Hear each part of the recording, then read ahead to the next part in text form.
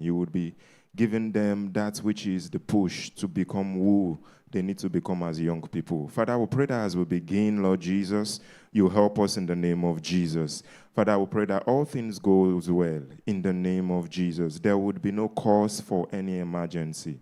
We thank you, Lord Jesus, because you have been acknowledged, Lord Jesus. You run this event through in the name of Jesus. Thank you, Father. Thank you, Lord. We thank you for the privilege to organize something like this, to be part of something like this. We pray that at the end we would have cause to give you praise in Jesus' name. In Jesus' name we have prayed.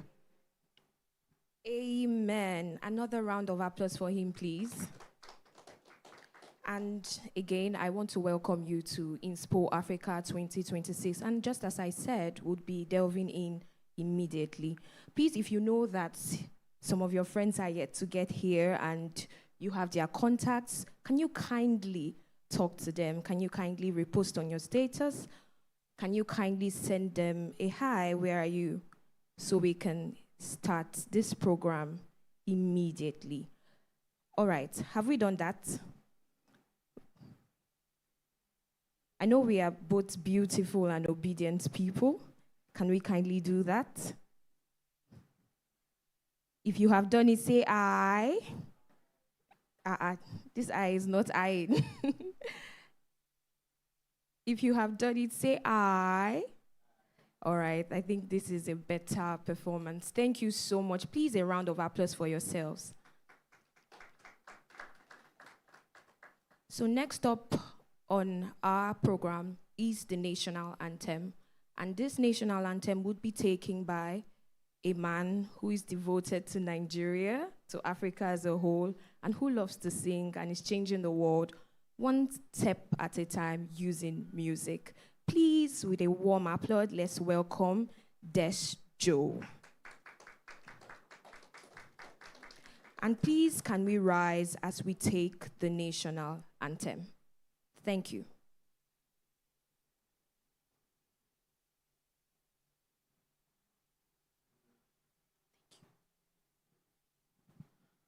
All right, shall we rise for our national anthem?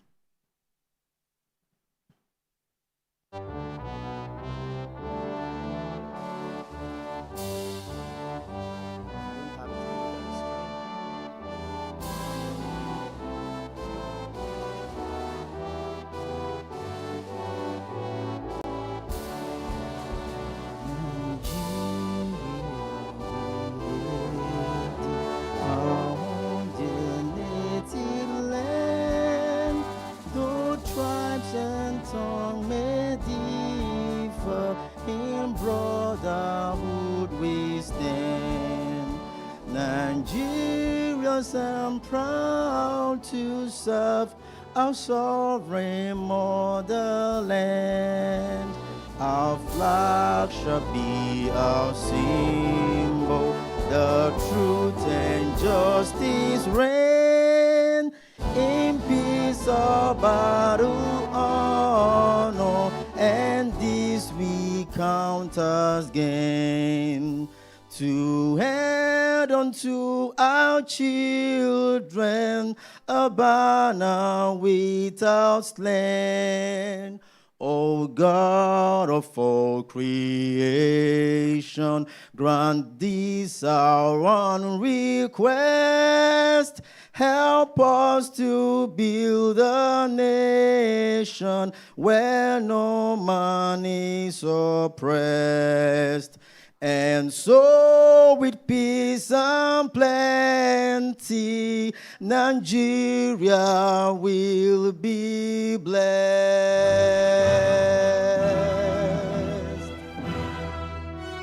Thank you. A round of applause for that wonderful performance. If you are clapping, please do it better. Thank you so much. All right, so next up, we are going to be doing something briefly before my co-moderator would come up. We're going to be talking to ourselves very briefly. We're going to be catching up. So if there's someone you're just seeing for the very first time, I want you to walk up to that person and ask, what is your name? How are you? What do you do? this is not just a platform for speech, and we are also here to network. So please, let's kindly do that. Can we do that immediately?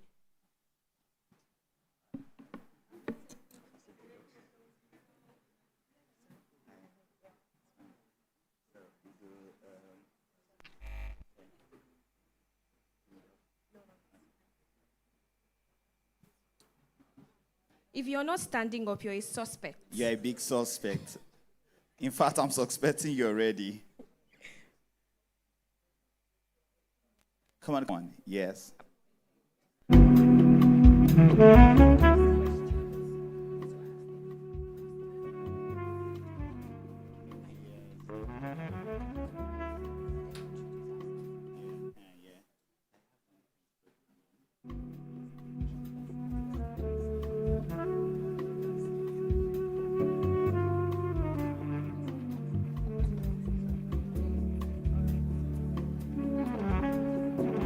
Come on, talk to someone. Protocol, talk to someone too. Connect with someone. If you're not connecting with someone, you're a suspect. I'm suspecting the sister already. I'm suspecting you already. You've talked to someone. Okay.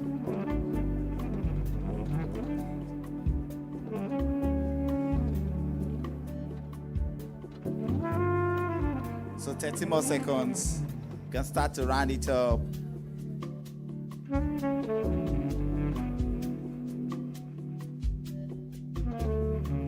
I like the smiles on our faces. The great. Come on. All right. Thank you very much. Thank you. Thank you.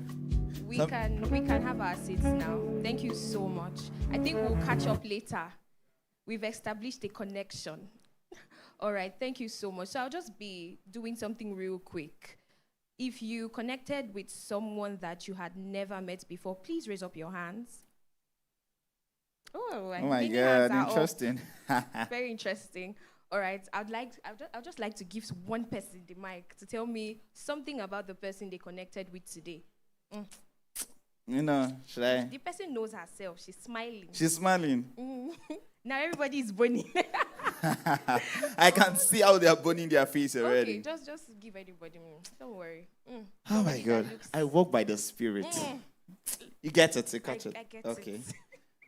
Don't worry. I don't look away. You see, I was walking towards them. Some of them are not looking away. There's nothing there. Look at me. Don't worry. So let me start with you. Don't worry. She blew me away. Oh my God. So you got with the question, and I give her the mic to answer.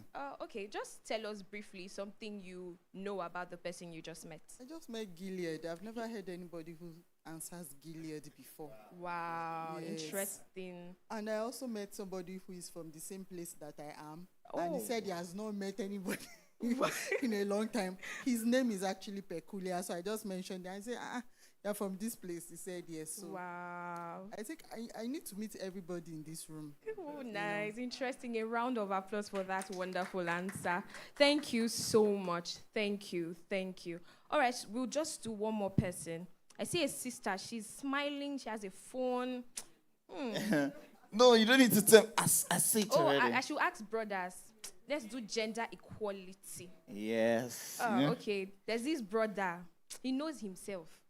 He's just seated peacefully. Yes. But we would disturb him. All right. Thank you so much, sir. Please thank you. something just really, really, really in a short while. Just tell us something you have known or you have learnt about a person you just met. Okay, I met Bethel, yes, and he's a unique guy. And this is my first time of meeting him. Oh, Thank you wow. very much. All right. Thank you so much. Please, a round of applause for that answer. Me and you will talk. What makes him unique? Connect me. All right. At this point, I am going to be introducing myself. I am Okereke Emmanuel Chineye, And I am Ogonla Victor, and together we are the moderator for Inspo Africa 2026. Please a round of applause for Chime us. us together for us now. Come on. All right. Thank you. So we'll still be doing something really small, just a game, just so that we can wait for our speakers, although we already have our first speaker here, but we just want to give other people ample time to get here so that we can start the program well and with everybody here. Praise God. Hallelujah, Come on. somebody. Come on, hands up. Hallelujah, A round somebody. of applause for us, Jare. We are doing well now. At least we are giving other people a chance to benefit from the conversations for today. It is quite important that we are gathered here for something this big. Yeah. And we want to give everybody the privilege to come and listen to what we want to say, because this will change their lives forever. Definitely. And today, we have one small thing you do for us. So when we say Inspo Africa, you say what? Inspiring greatness. Did you get get that? Are how's we ours ready? now? This crowd has to be sorry. energetic. I need the energy Is in it this possible room. that you please kindly come so that Yeah, so we the are energy not- can be, Yes, I think the energy is flowing from here, so it can touch you. Yes.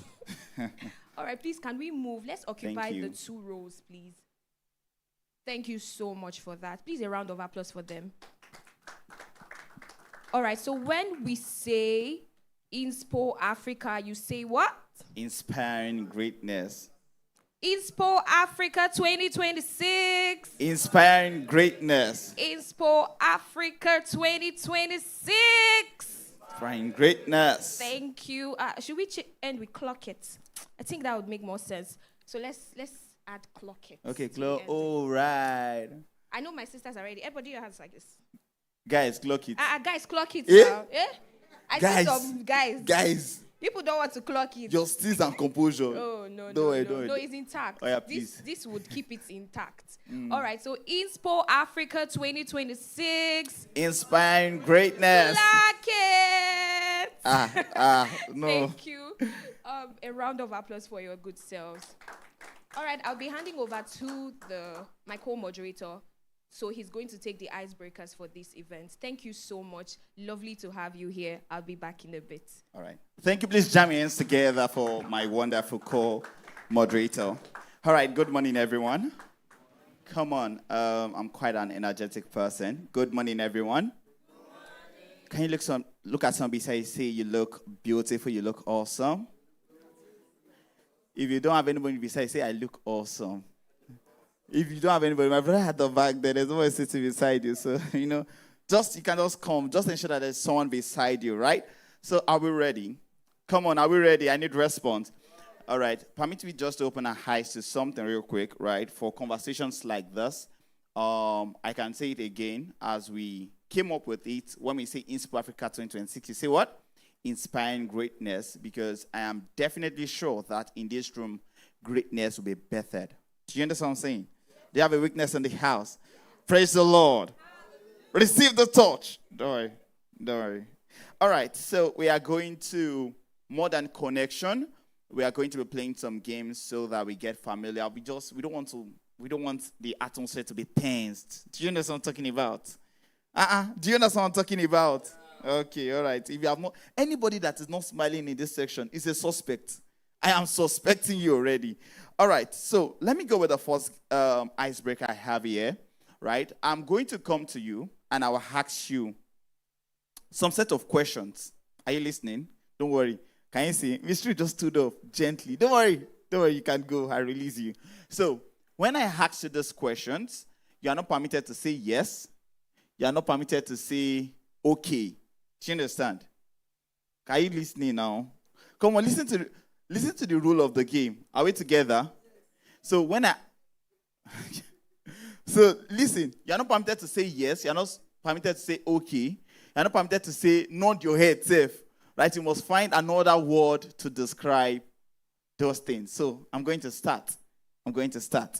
So, my brother, my eyes is on you. Welcome. So how are you? Sorry, where's the second mic? Please help me. Help me with it. Okay. I'll come again with the rules. Now, I'm going to ask you some questions. So you're not permitted to say yes. You're not permitted to say okay. You're not permitted to... Sorry? You can stand. Yes. So you're not permitted to even nod your head. But you have to give me an answer. I don't even understand. So let me give an example. So if I say, do you want money? You can find a word. You not say yes. You not say definitely. You not say affirmative. You understand? Just find a word. I believe you're intellectual people. Are you ready? Did you get the rules of the game?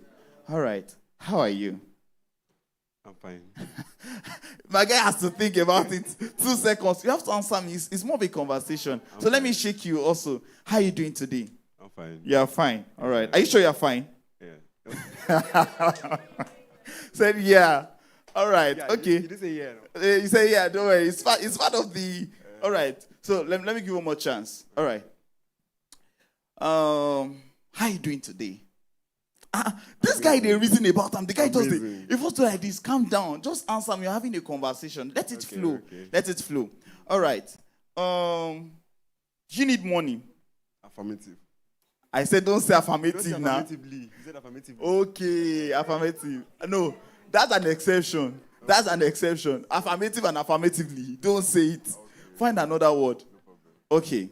So another question I'll ask you is this. I can see the tens. All of them, they are waiting for their turn. Don't worry, I'm coming for you. What's your favorite food? Calm down now. Pounded yam. Pounded yam. Are you sure? As you said. As you said. As you said. Are you sure? As thou sayest. Let's go. Let's go. Bring my bike back. Bring my bike back.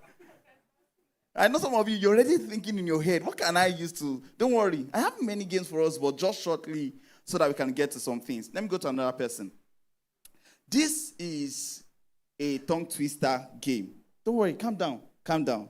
Calm down. I would have called my speaker, but I have so much respect for him. He's sitting with so much tease and composure. So, I touched the guy the last time. This is why they look at me and I say, if you come near me, I'll jab you. Don't worry. Don't worry. I'll sight you. My sister, one of sister, take the mic. Take the mic. You, in Jesus' name. Yes. Yes. I like your nails. Are you single? You are not single. Please, if you are single in the house, can you wave your hand? No, I'm serious. If you are single in the house, let me see your hand. Wait, you guys are not proud of being single. My co-host, are you single? I can see the highs already. If you are single in the house, just wave your hand to Jesus. Wow. You two are single. All right. Rise to your feet. Rise to your feet. Rise to your feet. Okay. So, I'm just going to give you a simple word. Right? Calm down. I can see she's doing like this already. Don't worry. Do like this. Do like that. So, I'll give you this simple word and you are supposed to pronounce it. It's a word, right? And you pronounce it 5 times. Very fast. Is that fine? Entrepreneurial. Is that fine? Who said It's simple now. I see my guy saying, don't worry, I'm coming to you. I'm coming, don't worry. So are you ready? Sister should shake her head. Entrepreneurial. Come on, are you ready? At the count of fast. No, which one slow? Fast. Fast. Are you ready? So 3, you don't need practice, don't worry. My God will catch you. 3, 2, 1, let's go. Entrepreneurial. Is that up to 5? Did she get it? Yes. I can say, my brother, the way it was clapping. No, try it again. But last time, let's go. 1, 2, ready, go. Entrepreneurial. Entrepreneurial. Thank you very much. So let me come to this side. In fact, because you are shining eyes on me, I would pick you. You cannot beat me. Yeah, sorry, I beg, my guy. Let's go. Try the same word. Try the same word. Please rise to your feet. Oh my God, he's a gentleman. I have so many handsome men in the house. And don't worry. For those of you that are single, you'll find the one for you in Jesus' name. I like this way this star said amen. Okay, are you ready, sir? Same word. Same word. See the composure in the word. He said, don't worry. I'll find that one and give you. Yeah, are you ready? 3, 2, 1, go. Entrepreneurial. Was that fast? That's not fast too. That's fast. Let's take it again for the last time. 1, 2, ready, go. Entrepreneur.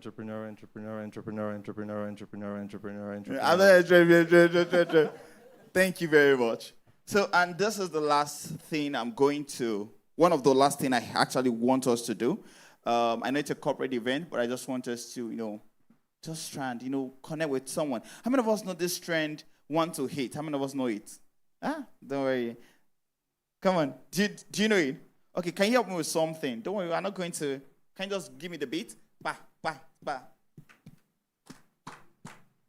Let's go. 1, 2, 3, 4. Okay. Say 1, 2, 3, 4, 5, 6, 7, 8. 2, 3, 4. How many of you know it? A.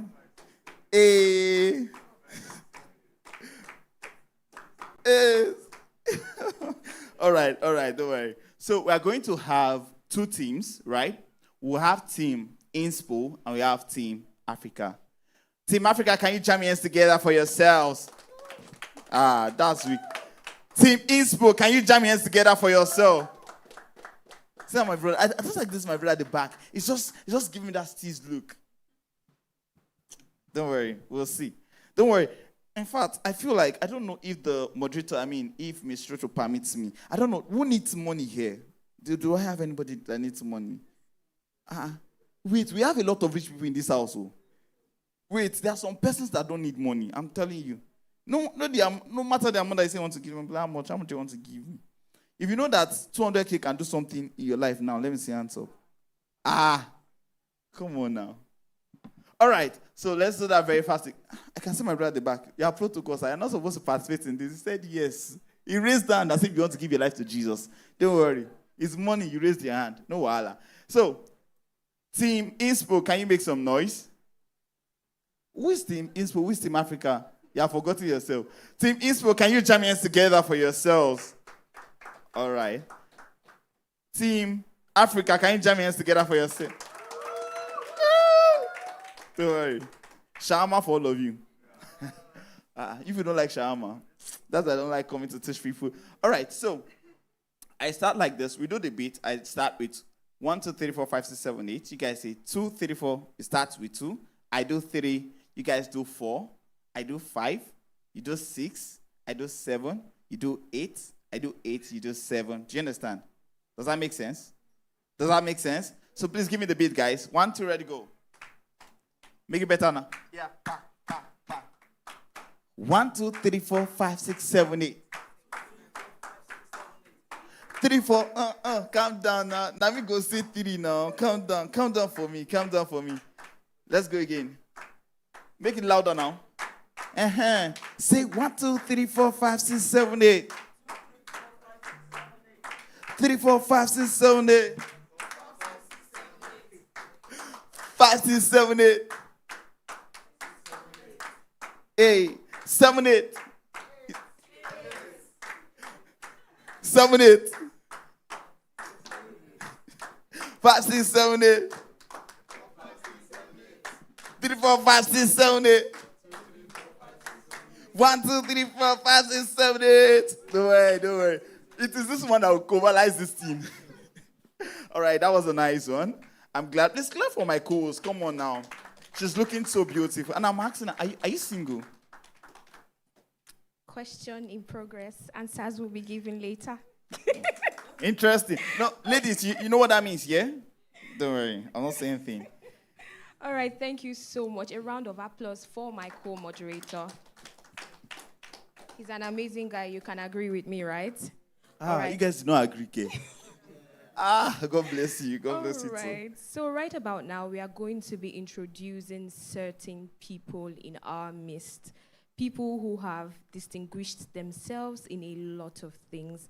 I know we are all special, but please, kindly help me welcome a woman who moves quietly in excellence, a woman who is a founder, and one who has done so excellently well in her space.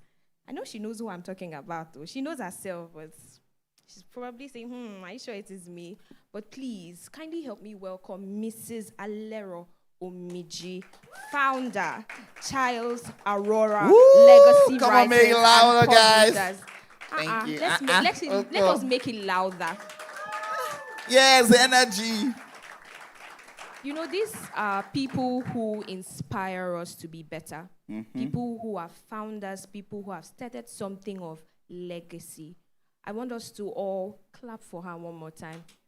She's an amazing person. Thank you so much, Ma. A warm welcome to you. All right, we also have another person in our midst, a very young person, although in his field, he's making so much exploits. In fact, sometimes I go on LinkedIn and I see his post and I'm like, Chineke, what are you doing with your life? Hmm. Do you have that feeling sometimes you come online and you see some things that That social media your is something guys else. are pulling off. You're like, who is this person? So I'm just going to be briefly welcoming the founder of the Balanced Hustle, Mr. Sholaye. A round of applause. So I'm sorry, you. I apologize. I didn't know what I said earlier. So he is one that represents a generation of young Africans who are not just chasing success, but redefining it with clarity. Please, a round of applause for him. So please, if you've not networked with him, it's a good time. Oh. But I want to ask a small question. Is there any balanced hustle in Nigeria? You get any hustle with balance? We'll have to take it up with the founder of Balanced Hustle. We will talk, sir. We will talk, sir. We'll Definitely. have a conversation, sir. All right, a round of applause for him. And right about now, we also have our first speaker. Steez and composure. Drop mic. This is the time where I drop my mic. Don't drop mic, leave. you mean. All right, we have our first speaker. Someone who has given himself to innovation. I mean, I know this person personally, and I'll tell you for a fact that this person is always thinking about the next steps. Sometimes he will do something and you say, please, can you look at this? Does this solve a problem that you have? Okay, we just created this software. It's supposed to do this, and this. I want you to test run it. Just check it out. Come and see. And I'm like, now wow. Now my peers, they do all this ones. We are there. So this person is someone who is constantly redefining success and is also trying his best to inspire young Africans in his ways of innovation. Please, let us kindly, with a round, in fact, with the largest applause, welcome our first speaker, Mr. Bethel Ahaneku. Thank you so much, sir. Thank you, sir. And you are welcome to the podium for your speech. Thank you so much. Yes, sir, you could come. Please, can we jam our hands together? Let's keep clapping until he gets here. Please, let's make it better. Our hands tired. Please, let's keep clapping. Thank you so much. Welcome to you. Good morning, ladies and gentlemen. It's really a very great moment before you this morning. Before I continue with whatever I have to say this morning, please, can the media project? I would love to start with the Bible. Yes. Please, the media, can you project the book of Luke, chapter 4, verse 18 for me? Okay. The book of Luke, chapter 4, verse 18. So we are going to recite this Bible verse, but then when you get to a place where you see me, you remove the me and put your name there. Are you with me? Okay. We'll go in 3 seconds. 1, 2, 3. The Spirit of the Lord is upon Bethel, because he has anointed me to preach the gospel to the poor. He has sent Bethel to heal the brokenhearted, to preach deliverance to the captive, and recovering of sight to the blind, to set at liberty them that are bruised. 19, please. To preach the acceptable year of the Lord. And that is who we are. That is who God have made us to be. So first of all, I want to thank my sister, Trucy. I call her Trucy. You people call Truth. But I call her Trucy, for making this platform available and for creating this opportunity for all of us to come together and share our experiences and also inspire the young ones, or to also help those who have already started to scale and improve and grow. Now, we are here today not just to inspire or to motivate you. No. Nigeria or the society where we live in have passed the era of motivation. I will always tell people that motivation gets you started, but discipline keeps you going. I can motivate you. I will tell you all the sweet stories in the world. And then at the end of the day, you start today, then in the next 3 months, if you are not disciplined enough, you cannot be consistent to continue with that which you are doing. So whatever you're going to hear from me or any of the speakers today, I want you to discipline yourself. Keep yourself disciplined enough to implement it, because it is the implementation and the execution that is really the most difficult aspect of it all, not necessarily what is being said. We have been to a whole lot of events like this. I'm sure this is not the first event that each and every one of us is attending this year. But then, I want us to have something in mind today. Let this event or this gathering be that one event that when you get home today, you sit yourself down and ask yourself questions on what to do next. And not just what to do next, but how to do it and how to do it better than any other person. I am not going to spend a whole lot of time here, but the little time I'm going to spend with you, I would like it to be a very profitable. The next couple of months or years, if we are going to meet again, let it be that, yes, I sat down under your teachings and then I got inspired and I executed what I learned, and at the end of the day, see what I am able to come up with or see what I am doing. And then going forward, first of all, I would like to thank the moderator for the little game. It was really interesting. Thank you so much, our handsome and beautiful moderator. Please, if you're clapping for them, can you make it better? They deserve better than that.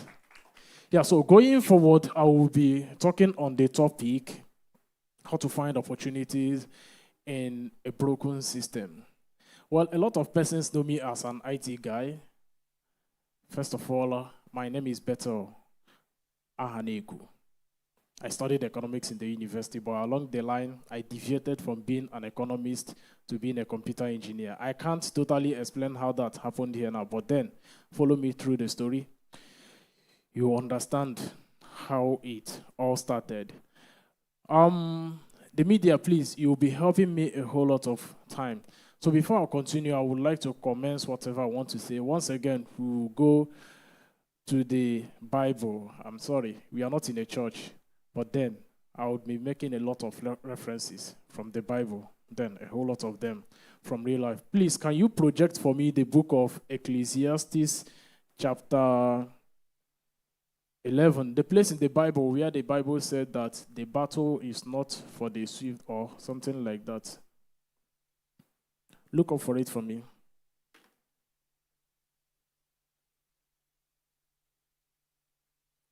Please, can you look for it? But then why they look up for it? Okay, Ecclesiastes chapter 9, verse 11. Why they look up for that? A whole lot of us always clamor, we always complain about the economy, about Nigeria, how things are not doing well. But then there is one question that we have forgotten to ask ourselves. In the same country where we are complaining, people are still living successfully there. Foreigners and expatriates are still coming in here. Have we taken out the time to ask ourselves, what are they coming in here to do? What are they doing in here? Okay, we'll go down there and read. I returned, and I saw under the sun that the race is not to the swift, nor the battle to the strong, neither yet bread to the wise, nor yet riches to the men of understanding, nor yet favor to the men of skill, but time and chances happeneth to them all. So this is a very interesting area of the scripture that most of us, once we go there, we only quote the first phase of it and the last phase of it. And then we neglect the middle, which is neither yet bread to the wise, nor yet riches to the men of understanding, nor yet favor to the men of skill. I'm very sure most of us here, we have Possibly we have our BScs, we have our masters, we have skills. Like myself, I have a lot of skills. I would say 60% of them, I'm not using them. They're useless to me. And this passage of the Bible explains everything. So follow me. So we live in a country where we have a lot of complaints. But then there is one question that we should always ask ourselves. In that broken system, there are still people who are living there, who are making it out, who are living, not surviving. I'm sure you know there is a difference between living and surviving. When you are living, you have at least a good percentage of the basic things in life. But when you are surviving, you are struggling on a daily basis, make ends meet. Now, why I'm making references to that side of the scripture, earlier on in my career, I started out my life as a farmer at the age of 18, 19 or thereabout when I first left the university. That was where I found myself. That was where I met my first opportunity, not just as a farmer. I made my first money as a farmer. It may not be big, but then it is money. As a pig farmer, I had my farm where I rear pigs. When I started out there, it was like a whole lot of my friends, everybody wants to go to school. Everybody wants to do what was evoked at that moment. But then I found myself there. I was doing it. I was enjoying it. When I was first given the advice to start it out, I saw it as something that was irrelevant. But then, going forward, I discovered that, okay, this thing can actually work. I started it, doing it. From there, I progressed to having a place where I started a partnership with one of a brother. We started production of the food we normally know in Nigeria as gari. We are selling it. We are doing this all through for close to 1 year, 2 years, before I decided to go into the university.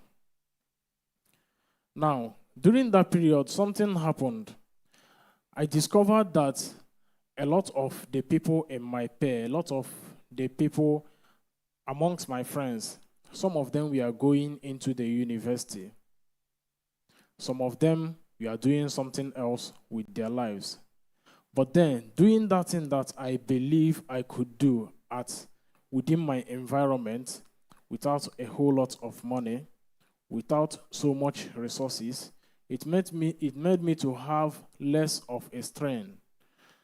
And then putting my energy and strength into something that while I'm doing it, I had little or no effort to do it. But then I was still happy doing it, and I was productive doing it.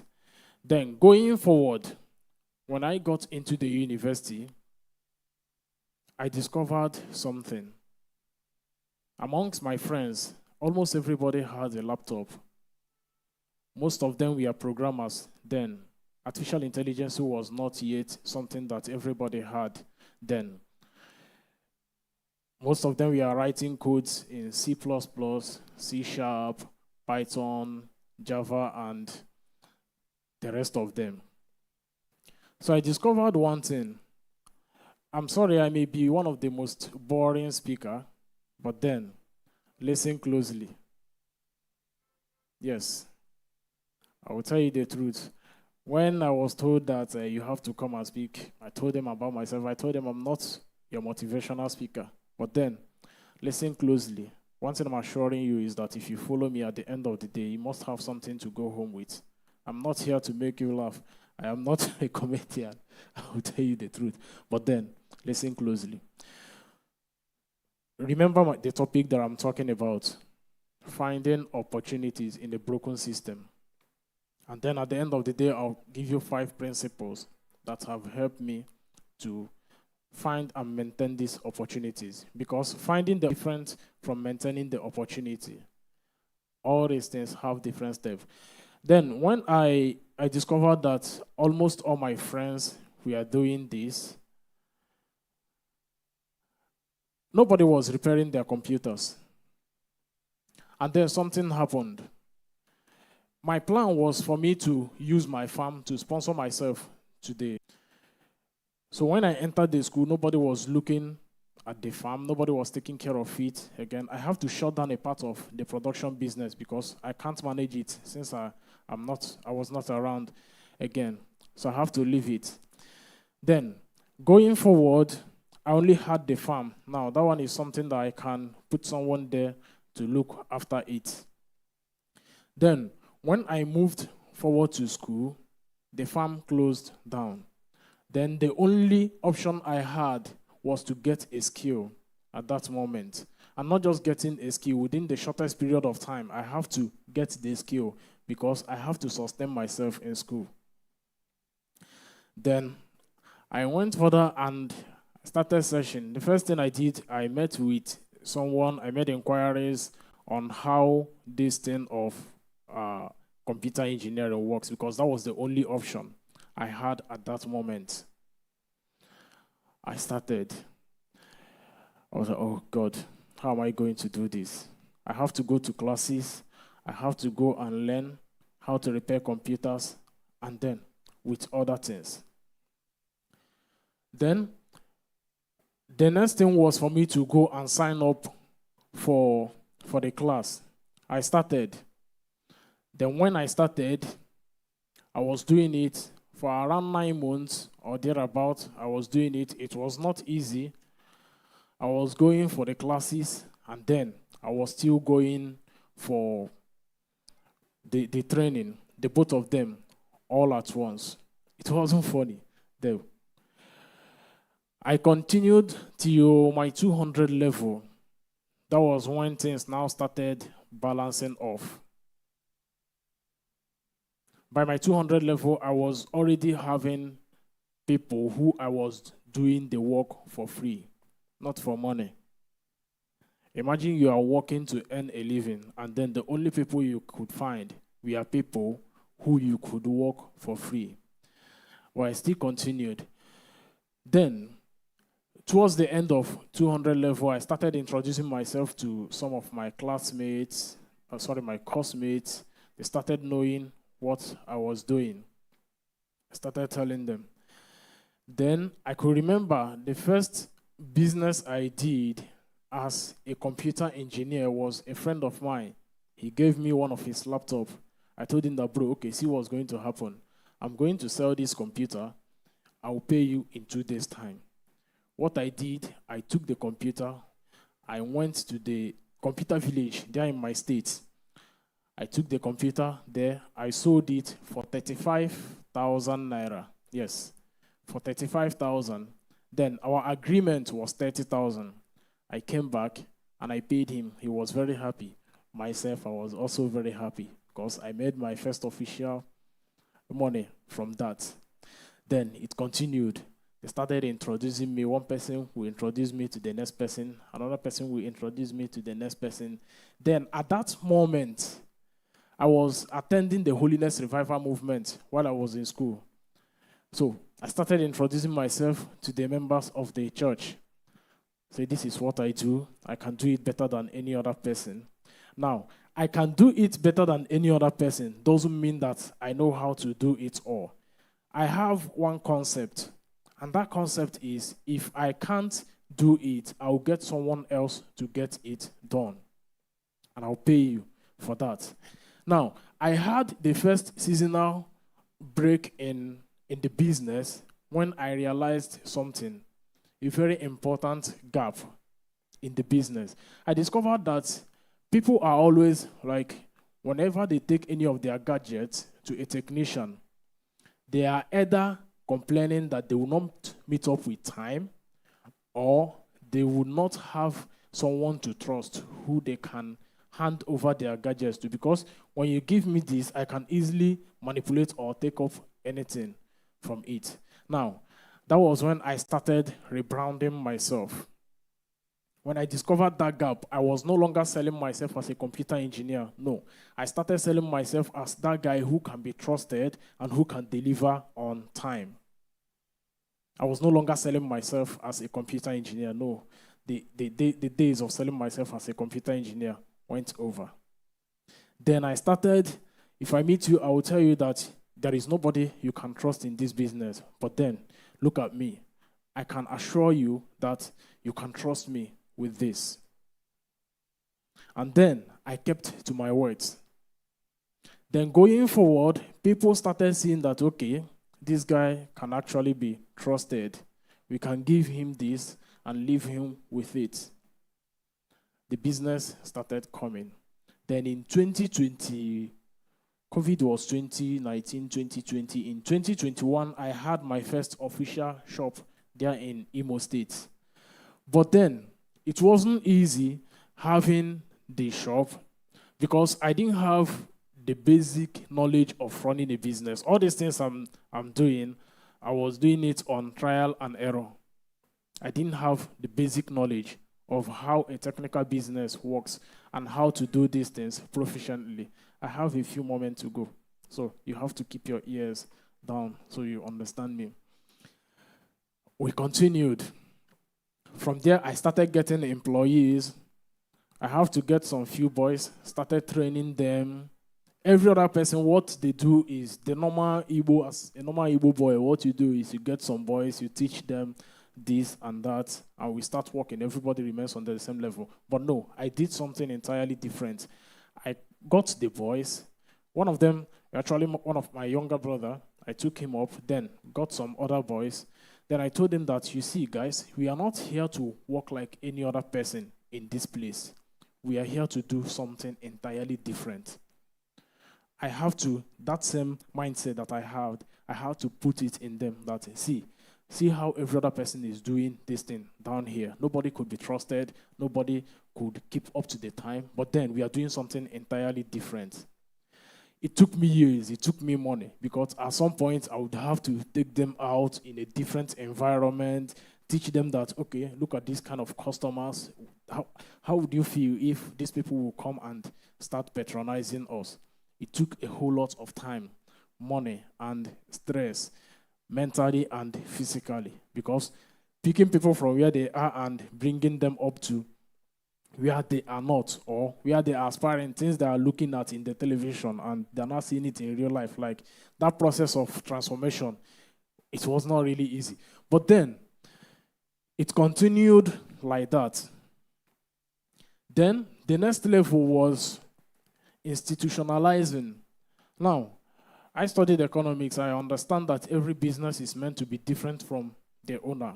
I'm sure we all know that.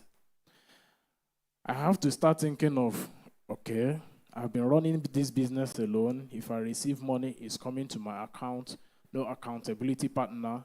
How am I going to do this now? I called a friend of mine. I told him that, bro, see, I need someone that is going to start looking at these things. Meanwhile, towards then, we are already thinking of expansion, moving to another state. I told him that, bro, you see, I may not be around any moment soon.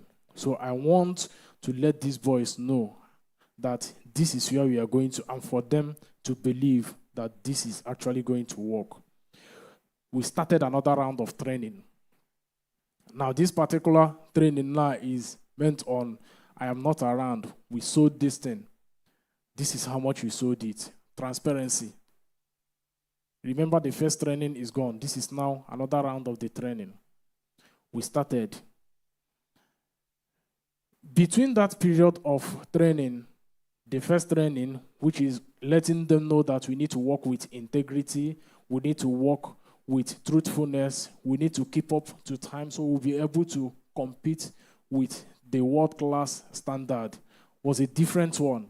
Now, we are talking of letting them know that even if I am not around here, you still have to do the same thing that I'm doing. The customers should be able to get the same exact quality of service that they get when I am here. Different sets of training. Don't forget where we are going to, how to find opportunities in a broken system. And also know that all these things that we are going on, we are still happening in the same Nigeria that the both of us are. And mind you, I am not talking to you because I figured it all out. I'm talking to you because I have seen a couple of things play out. Just like I told you, I am not here to motivate you. If you're looking for motivation, you can go to YouTube and look for motivation. Better doesn't have the time to motivate you. When they called me, I told them that I'm an entrepreneur. I don't have time to motivate you. I can sell to you. It's possible by tomorrow you see me at your doorstep coming to sell computers. Yes. But then, I'm not going to motivate you. If you say you're not buying, I move to the next person's door. That's me for you. So it got to 2023, 2024. It was time for me to move down to Lagos. I called the boys that, okay, I'll be leaving any moment soon. But then, we do not have to leave our customers, and none of them are going anywhere. Listen, when I leave here, see the things that are going to happen. See the things that are going to happen. I told them, I made it clear to them. So they will not feel like we don't know about this. We continued. When it was time for me to leave, there were things there that they were supposed to take care of. Yeah, I left for Lagos. When I got to Lagos, remember we are planning on institutionalizing and expansion now. Two things. When I got to Lagos, the first thing I did when I came to Lagos was during my NYSC. NYSC actually brought me to Lagos.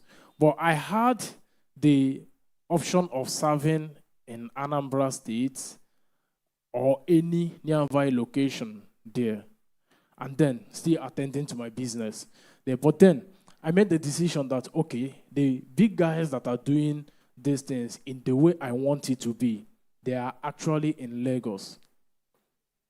I can't find them in Imo State. A regular business in Imo State is open a shop, buy your stocks, and keep it there. But business is more than that. Business is an impact that you make in people. I've always had this mentality that business is not all about buying these things and setting them up in a shop. No, it's more than that. Business is customer relationship, offering good and quality products, durable services, trust, and the long-term customers' patronage. These are the things that makes up a business. Not necessarily you going to buy. Can that customer still come back in the next 2 years and still patronize you? Can they trust you and stay in wherever they are and send money to you, and they will still get the same quality of service or the same quality of products that they are going to send to you? These are the things that makes up a business. So whenever I look at any person and they be like, I want to go and open a business, I will first of all smile. And then I'll ask them, are you sure of what you are saying? Coming down to Lagos, during the time when I was learning this thing, I used to sell data. Then if you go to my Facebook account, down 2019, 2020, you see some of the flyers I had there. I used to sell data, cracked softwares. Then I didn't know about governances. Remember, I told you I'm coming to Lagos to learn about institutionalized business. I didn't know about governance, compliance, and the rest of them. So when I got to Lagos, I had to find for a reputable organization that is actually into what I am doing. I told myself, I'm going to serve in this company. I need to learn how this thing works. I said, okay. In NYSC, they posted me to the company. I got to the company, they rejected me. I said, okay, we'll see to that. Then, God being so merciful, at the end of the day, I was able to connect with the chairman of the company, and then they brought me back. So I was able to understand what compliances means, why companies go for premium softwares, and other than going for the cracked version, why you should maintain a good customer relationship and the rest of the other things that are involved. I continued. Then after my service, before the end of my service, I was still running my business while I was still serving in the company. I was still doing my thing. I've always loved whatever I'm doing. Anything I put my heart to do, I'll do it to the end. So I continued like that. Going down the line, I discovered that, okay, I'm having these people. Some of them are in Imo State, some of them are in Anambra. Then here in Lagos too, people knows me. That means I have to think of a way to serve these people, even when I'm not there. I thought, okay, social media is fine. I should be able to reach them when they come to my post. But then, how about one day, if Facebook gets up and they block my account, what happens? I said, no, I can't take such a risk. We have to pay for someone to develop a website for us. At that moment, I didn't understand a whole lot about how the process works. And mind you, while I'm doing each and every one of these things, most times I do not have the whole money to get it done. I can tell you, as at the time when we developed our website, we registered our company, EMB Technologies Limited. After registering, we did other things. We did not have enough money to take care of the website. But then, I told myself that we are building this, we are already in this. If you are going through hell, you don't have to stop, you have to continue going. Because if you remain there, the hell will burn you and you will die. So it's better I'll continue going through the hell. If it stops, fine. If it didn't stop, we'll see to the end of it. We have to look for a way. I reached an agreement with my developer. I told him that, okay, bro, see what we are trying to accomplish. We have a whole lot of customers around the country, but then we want to be able to serve them even without them being here physical. We went further to develop the website. We did it the first year. It was going up and down. At the end of the day, I have to dedicate my time, and then I started learning how to do it. Then I discovered that, okay, I have sold data some time ago. Yeah, my time is up, I know. I'm looking at it. I've sold data before. People who are coming into Nigeria at one point or the other, they may not have a SIM card. They may not have the data to be able to connect to the internet. So what do? Let us go and look for a way to start selling international data. I reached out to a couple of companies, telecom companies in the US and the rest of them. The amount of money they are calling, some of them needed an initial deposit of, some we are calling $50,000, others 10,000, and the rest of them. At the end of the day, we are able to get someone who we came to an equilibrium, like those that knows economics knows. But then in all these things that are happening, there are steps. There are places of commitment. There are times when we have to give up on a lot of things just to get what we want.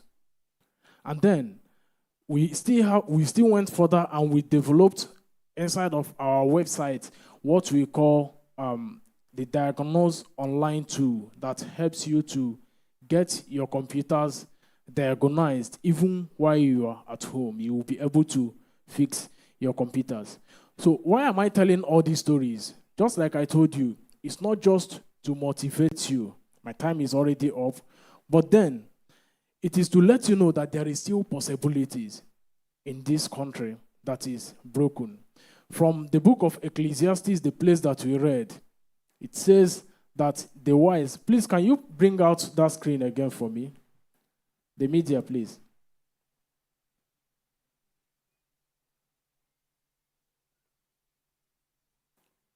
Okay. From the middle, he said, neither yet bread to the wise, nor yet riches to the men of understanding. So you can actually be wise and nothing comes out from you. I'm sure there are a lot of us here that have too many skills. But in the morning, you wake up and you ask yourself, what am I even doing with my life? So this place is just telling you that no riches to the men of understanding. You can have a complete understanding of a thing, and you will still not know what you are doing with it. Then, nor favor, nor yet favor to men of skills. Just like I told you, if I start mentioning the number of skills that I've acquired, you will ask yourself, bro, are you sure you're fine? But then there are 5 simple principles that I have been able to see, which I'm going to mention to you right now. You can write them down. These principles are the things that I have actually seen over the years that have helped me to navigate and at least find my foot on a very good ground. The first one is that problems are markets. You must learn how to read them.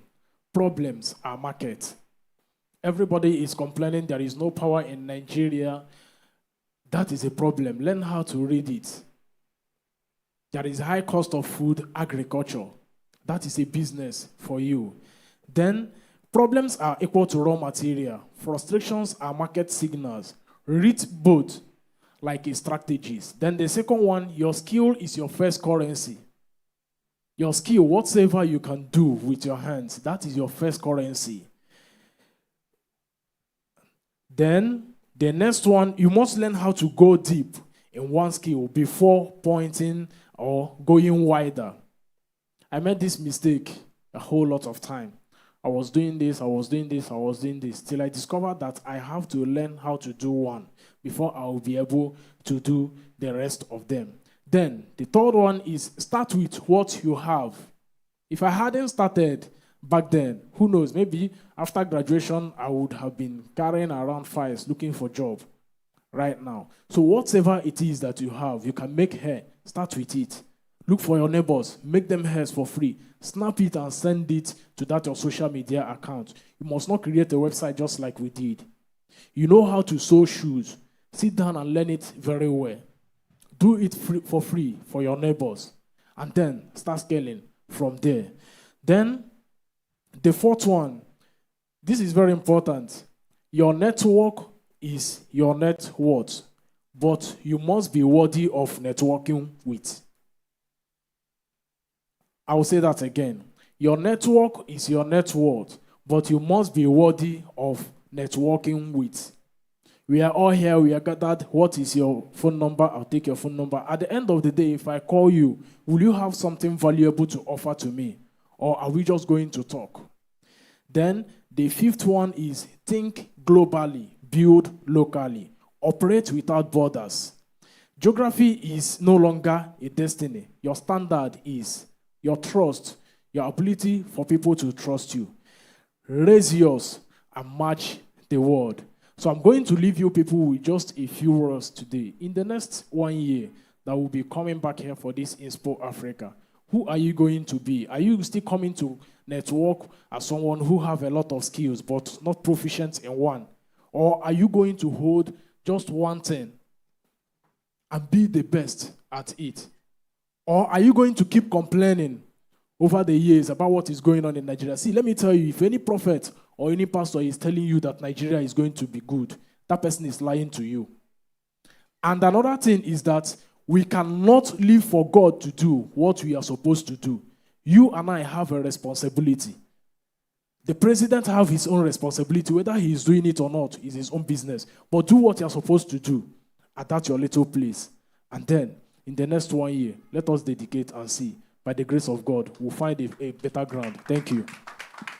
Come on, can we make it better? Come on, can we make it louder? Jam hands together now. That was really a nice section. All right, thank you so much, sir. I can say that was really an inspiring one. I don't know about you. If you learned something, can I see hands up? Come on. For those people that just come and say, I know all of you. I know people that were here before. All right. One of those things that stood out in the section that I just concluded was, finding the gap. I think that's an important one, especially when you're about to start something groundbreaking, right? Find the gap. He found the gap. He made mention of something like, he noticed that when people come from abroad, they come to Nigeria, they find it hard to get it, and some things like that. And that's a gap. And God knows how much is earning from that. Sir, with you or no, I'd love to connect with you after. And he said something, the last thing I'm going to say, he said, your network is your net worth. That was profound. Ladies in the house, clock it. Clock it. No, I'm not supposed to be doing that. I'm a man. Come on. My sister's graduates. All right, we are going to the next section now, and we're about to receive. Please, can you just permit me to put this out as part of a culture that we're going to do, that if any speaker is coming on board, if any panelist is coming to speak to us, can we kindly just try to stand on our feet, give them a standing ovation because they're here to impact us? Is that fine? Is that something we can do? All right, thank you. I strongly believe that the grace you honor is the grace you receive from. Do you understand? All right, some people are still frying fish. Look at some people, say smile now. Say smile now. Michael will smile now. You're looking so, don't worry. Don't worry. All right, so it's with distinguished pleasure I have the privilege to call this person on stage. And please, we are going to do it starting from now. She is actually the visionary behind Inspo Africa. And it's an honor working with her personally. So if your hands are not too busy, can we rise on our feet as I call on to the visionary of Inspo Africa, Miss Truth Nibrezi. Come on, please jam your hands together, make it better. Sorry, I didn't pronounce the name well. Please make it better, make the name better, make the clap better. Well done. All right, thank you so much. Please, you can have your seat. Good morning, everyone. I'm excited to be here, and I'm more excited that you all were able to make it here. Just quickly, I'm supposed to just give us an overview of what Inspo Africa is about. I'm sure that you've seen me in your DM saying, oh, come to Inspo Africa, come to Inspo Africa. And some people are like, what's even Inspo Africa, right? So today, I just want to establish what we do, what the vision is, and then the mission of Inspo Africa. So Inspo Africa has two basic objectives, right? The first one is to amplify the voices of Africans, and then the second one is to inspire other Africans to be more and to do more. So as a Pan-African initiative, Inspo Africa cuts across, goes beyond Nigeria. We have members in Ethiopia, in Ghana, in South Sudan, and they're joining us online, and I'm really excited about it. This is our first official physical event. I know that we've had, thank you so much. I know that we've had series of online events, and I believe that it's time for us to go beyond just meeting online to going physical, right? So the idea of amplifying African voices stems from the negative stereotypes that exist of, by the media, most especially. So when you see the media most of the times, there are negative stories of Africa as a place of starvation, a place of hunger, political instability, insecurity, all the negative things you can think of. Now, we are not trying to live in denial. We are not saying that these things do not exist, but they're actually people who are doing great things within the continent, and their voices need to be heard as well. There are people coming up with apps, development, there are people coming up with innovative ideas, sustainable ideas, and their stories need to be told as well. That's the idea of the amplification, right, of the African voices. You've heard from our amazing speaker, Bethel. He's one person who has been building some softwares online and all of that, and we thought it wise to bring him up to share from his experience. So we want to spotlight those people who are doing great things in whatever industries they find themselves, right? That's one part of it. The second aspect of Inspo Africa, the second objective, right, that we aim to achieve is to inspire other Africans to be more and to do more. So while other people are telling their stories, we are spotlighting them and all of that, we are also inspiring other people to do more and to be more. Now, it is very, very easy to point at fingers and say, oh, I think it's the government that is really bad. I think it's this issue. I think it's this one, right? But there are some people who are still thriving despite all odds. How are they doing it? So these are the kind of conversations we want to have. We want to move beyond pointing blames at people to seeing what we can do, right, as individuals, as Africans. That is what Inspo Africa is about. So today, I just want you to relax, because of course we have other speakers lined up who'll be sharing from their experiences. We're also going to have a panel session, right, for people from different industries, and we're going to be having deep conversations that could shape this continent. So like I said, it goes beyond Nigeria. It's a Pan-African initiative, and we welcome you to join us in this movement. Thank you so very much once again.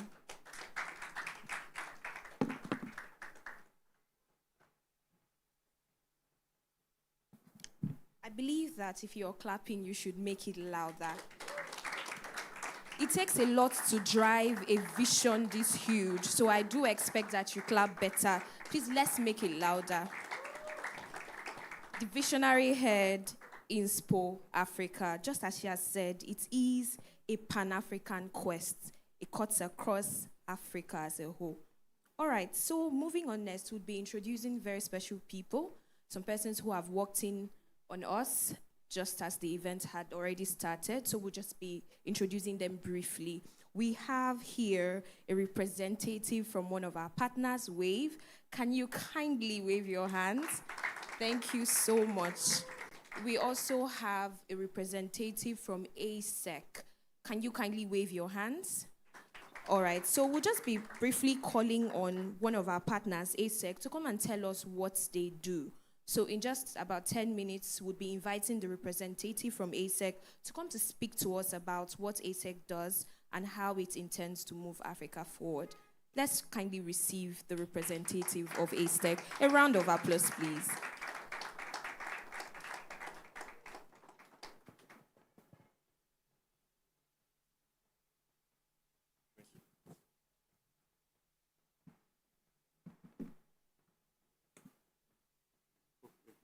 Good morning, everyone. So yeah, it's ISEC, not ASEC. That's the correction. Yeah, thank you very much. So yeah, it's ISEC. So I have 10 minutes, so I'll not be very fast. So I like to tell people that, especially where youth are.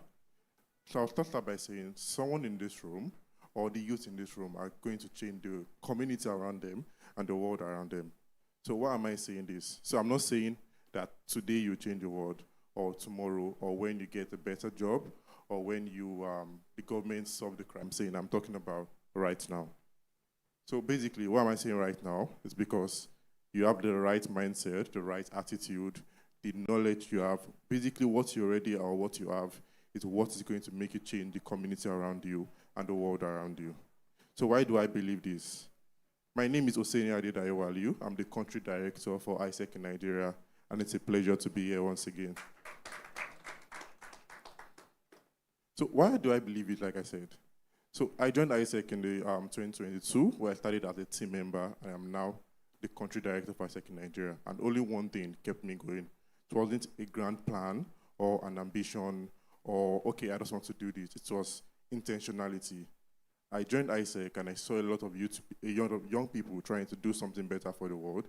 And I decided that, okay, I'm going to be very intentional with my impacts.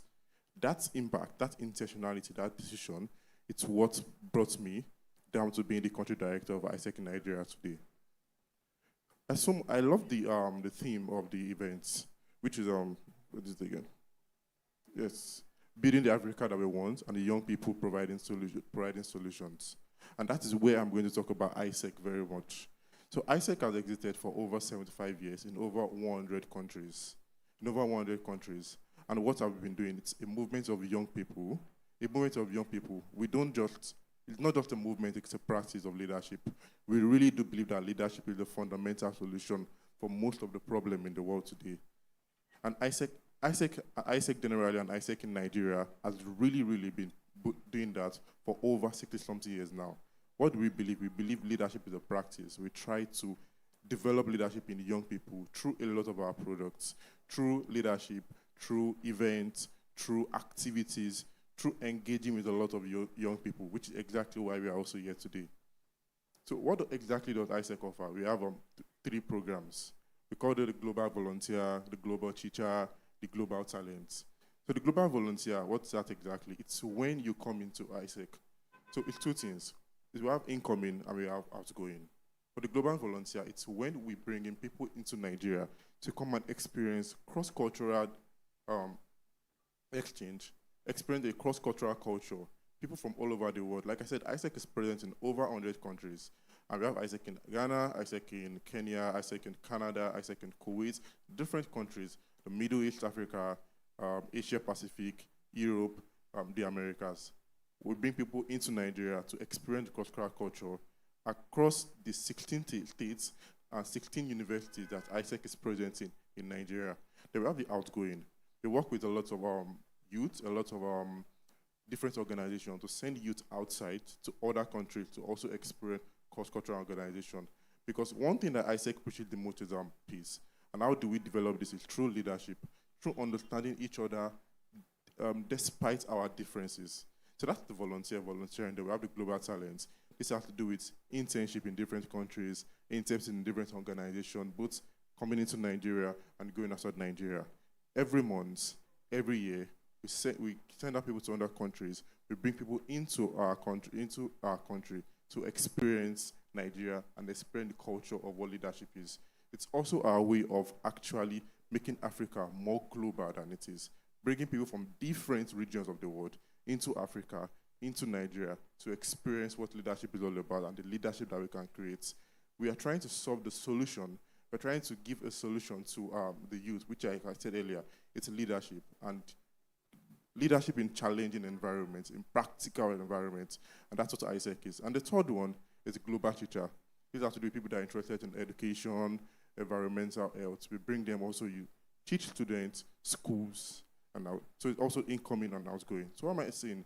We have global talent, global teacher, and global volunteer. That's the program that ISEC offers. That's one of the ways we try to develop leadership. One of the ways we've been develop leadership in not of the world, but especially where we are in Africa, in Africa today. And that's what ISEC is all about. That's what ISEC is about. So while I go ahead before I round up, I'd like to actually ask, what exactly does being a youth in Africa mean to you? What exactly does leadership in Africa mean to you? Anyone? Just one answer before I go ahead. Anyone? I'm going to give it to you. Okay, thank you. My name is Sama Fashila, and I define leadership to mean, taking the lead in inspiring other people, taking them from point A to point B, while influencing them to take from point A to point B. Thank you very much. What's your name again? Thank you very much, Samuel. Okay. So I would just like the transformation that we want in Africa today has to do with the youths. The infrastructure that Nigeria needs, that Africa needs, is not just the government coming to solve our problems or corporate bodies coming to solve our problem. It's leadership in the youths. How exactly do we develop each other? How exactly are we very, very serious about the impacts, in the intentionality of our impacts in the community? I like to say something. I think local action, global ripple. How exactly are the actions in your community? How is it going to impact the world? Because that's exactly how we're going to build the Africa that we want, not just waiting for government or waiting for corporate bodies to actually solve the problems. You have to be very, very intentional about the decisions that you are making. And that is what ISEC really gives. Through our products, through our events, we always make sure we're very, very intentional about our impacts, about the youth that we engage in. When we bring people into Nigeria from different parts of the world, we're very, very intentional about the quality of experience that they get, trying to understand and see Nigeria for the quality of leadership that we give. And when we send people from Nigeria to other ISEC countries or other countries, it's exactly the same thing that we give. So this is what ISEC is about. And if you want to know more about ISEC, you go to our Instagram, ISEC in Nigeria, or the website is isec.ng. You can sign up there, and you can also follow our Instagram page to know more about ISEC. And also, if you have any questions, you can always meet us. These are ISEC representatives. You can come and meet us, and we can tell you more about ISEC. Thank you very much for having me.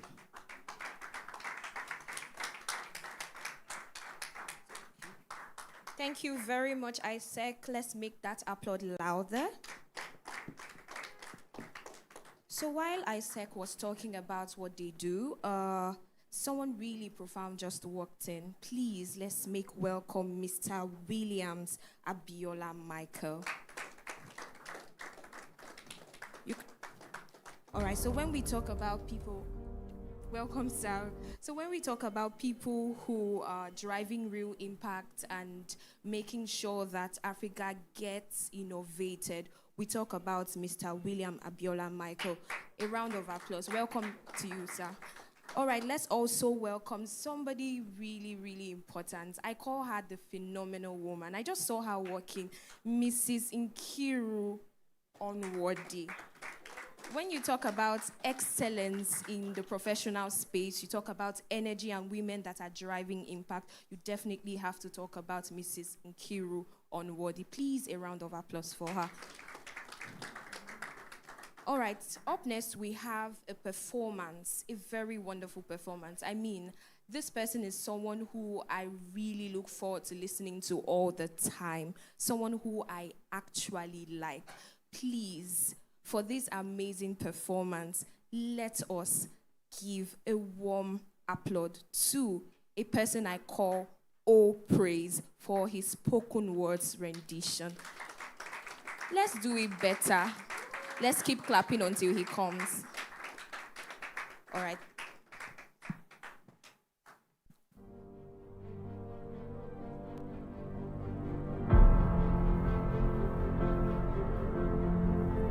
Hi, everyone. All right. Okay, so I'm here for a spoken word performance, and I want to seek your permission to be a motivational poet to you today, because I can see gathered here and online are creatives that are going to break iron bars and glass ceilings. But there is a problem that needs to be addressed, and that's the problem of approval. That's the problem of approval. You know, many times we often look at people's work, people's standards to judge our own standards, and you never get to start that thing you want to do. You never get to start that which you want to do. Okay, so I wrote a poem to address that. Yeah. Okay, so while that is coming up, I want to encourage each and every one of us here gathered that you don't need anybody's approval. You don't need to look at anybody's, is this okay, before you do what you want to do. Okay? Just start and you are going to flow. Thank you.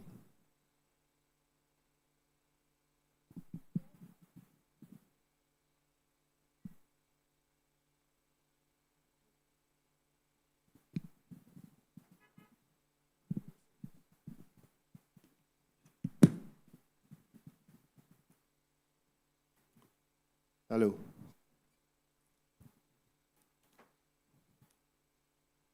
So, the title is Approval. I used to carry a mirror in my chest, but it wasn't for me.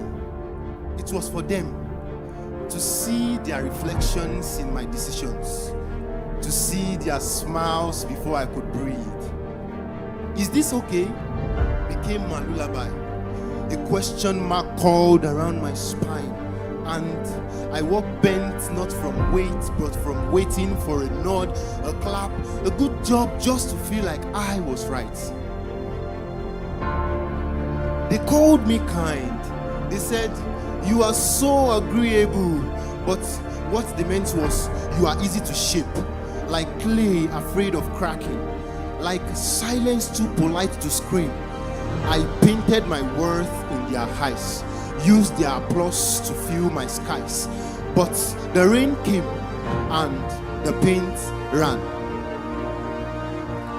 Who am I when no one is watching? When the room goes quiet and the phone doesn't ring and the scene stays green with no reply? Who am I when the only voice I hear is mine? And I don't know if I like it. See, I was raised on don't disappoint, fed with be a good boy, rock to sleep by, make them proud, and I became a chameleon. So I lost my colors in the camouflage. But here's the truth they don't teach. Approval is a sugar high, a sweet fix with a bitter crash. And if you live for their yes, you will die by their silence. So now, I'm learning to clap for myself, to find rhythm in my own volume, to be okay with being misunderstood, because peace has never needed a crowd. Now, I let no roll off my tongue like poetry. I trade people pleasing for purpose, validation for vision, fear for freedom. Now, I no longer hold the mirror. Now I hold the window and let light in. I no longer beg for approval. I breathe it in from within, from within, from within. Thank you.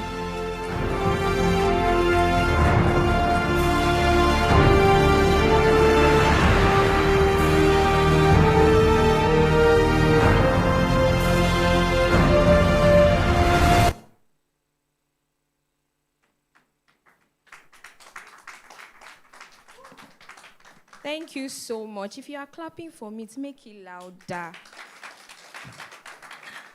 All right, so we have another performance. Mind you, this person is someone who I would say is extraordinary. I listened to her and I asked myself, how could someone be this creative, someone be this good with words? So I want you guys to listen to her with an open mind and ensure that you take in something, because there's always a lesson to learn. Please make welcome Exodi. A round of applause now. I don't like this applause, so I don't think she'll come out. Can we make it better? All right, thank you so much. While we wait for her, I believe that... All right, so while we wait for her, we'll just be welcoming certain persons. The representatives from United Capital, are they here?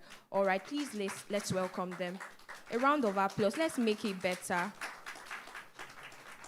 All right, so before now, we played a very little game, and it was a very interesting game. Would we agree with that? Those that were here, answer me now. Are we quarreling? All right, so we played a very interesting game. So it's a game of networking. So I just want us to turn to our neighbors and just say hello to them. A person who you've not met before, and just introduce yourself. Very quickly, if you are not talking to somebody, you are a suspect. If you're not talking to somebody, you are a suspect. You're allowed to leave your seat. You're allowed to talk to somebody. Ensure it's somebody you have never met with before.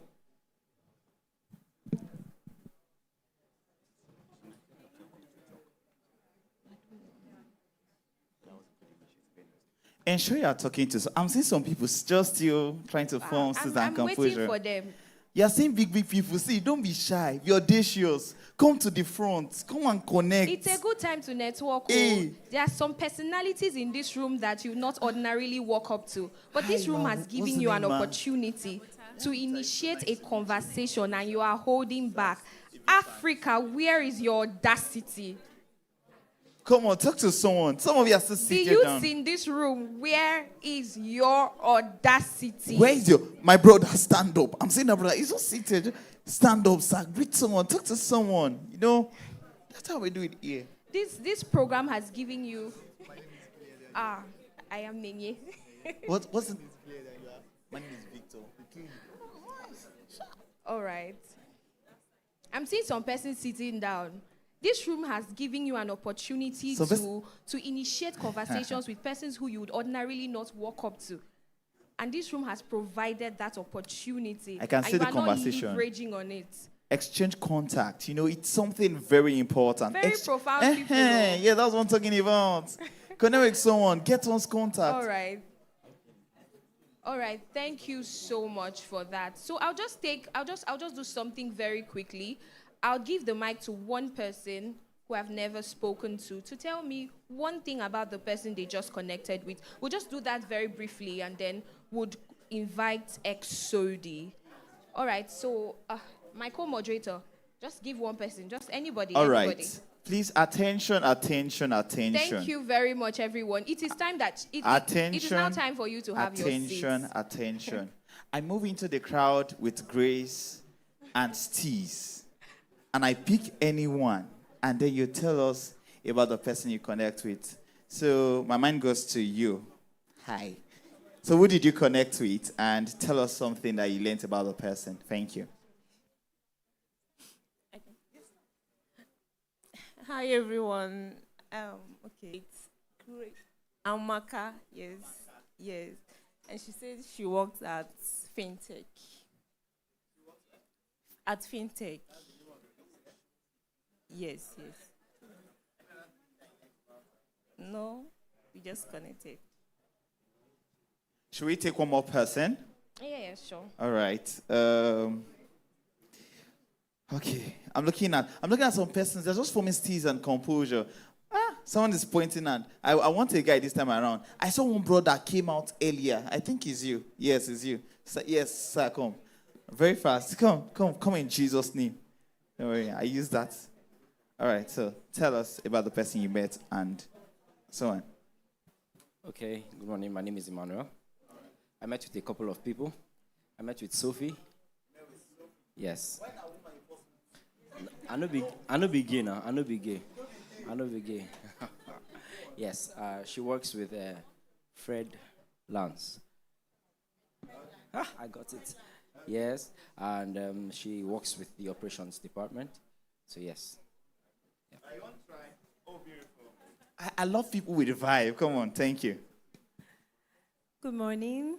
My name is Dabota. So I met with Williams, and he's into IT infrastructure, and I think he said his hobby is playing chess. What? His hobby is playing chess. That's really profound. Please, a round of applause for your good selves. Once again, let's clap for yourselves now. Sir, sorry, sir. He said your hobby is playing chess. Guys, please, are we listening? We need one house. Sir, once again, sir, your hobby is playing chess. You see, if you get money, there are some kind of games that you play. You understand what I'm talking about? So, sir, I think I would love to play chess with you one of those days. All right, so let's move on. All right. While we're at this game, someone really profound just walked in. Please, can we kindly welcome Miss Tommy Omotosho?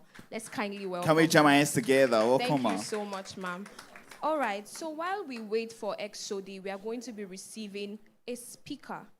I'm going to be calling on someone who has driven a lot of impact in the sound sector. When I talk about music, making waves, you would definitely talk about Wave NG.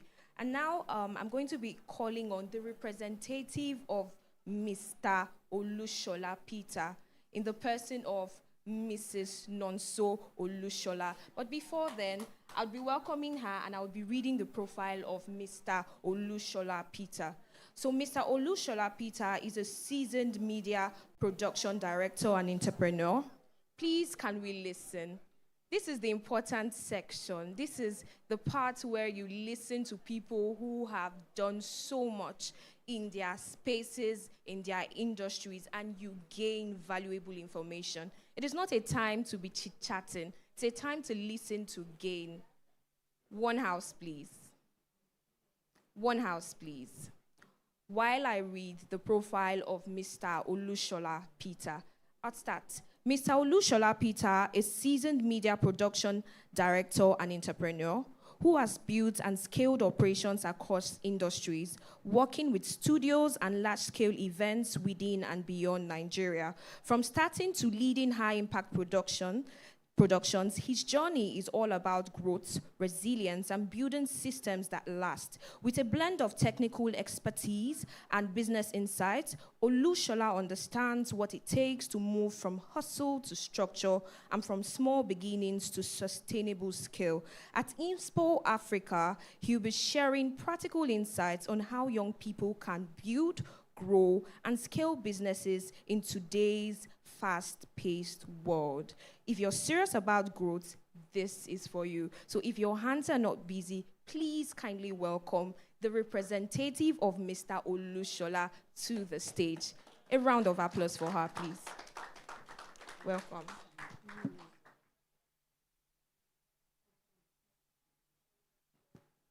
Thank you so much. Good morning, everybody. Good morning.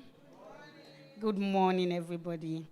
So I would be representing, like she said, I will be representing Mr. Peter Olushola, and I am Chinonso Olushola. Thank you so much. So like she rightly said, Waves Ambassador is an audiovisual company. They deal with audio equipment. They build, they install, they coach, they teach, they maintain, and they consult. So this is what or who Waves Ambassador is. And over the years, Waves Ambassador started not here in Lagos. Waves Ambassador started in Abuja with one person and one drive.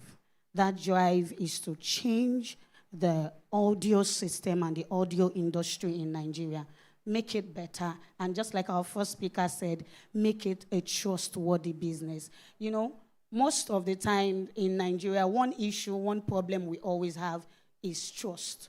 We always have the issue of trust, especially when it comes to things that are handy. So when you want to talk about carpenters, you want to talk about electricians, you want to talk about all of this kind of jobs, one issue everybody always have with this kind of people is trust. So most of the time you say, oh, this carpenter is not trustworthy. Once you call them, they will tell you, Madam, I dey Oshodi now. I dey come now. You go see me now. In the next 4 hours, they are not there yet. So the problem has always been trust. So Waves Ambassador started with one man that had the vision to change that narrative about the audio space.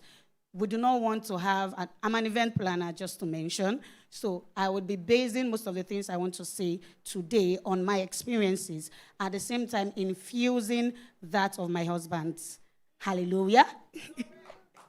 Glory, yeah, glory. So I was going to say that being an event planner, I've had issues with sound engineers. I've had issues with DJs, most especially.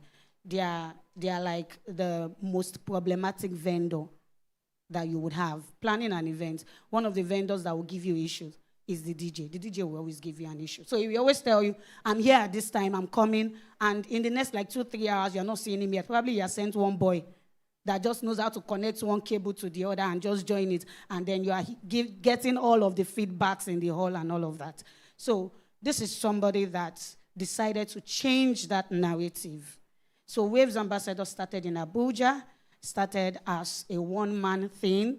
He learned on the job, went for different trainings. As a matter of fact, he has so many international certificates in the audio space. And from there, he moved down to Lagos and started afresh.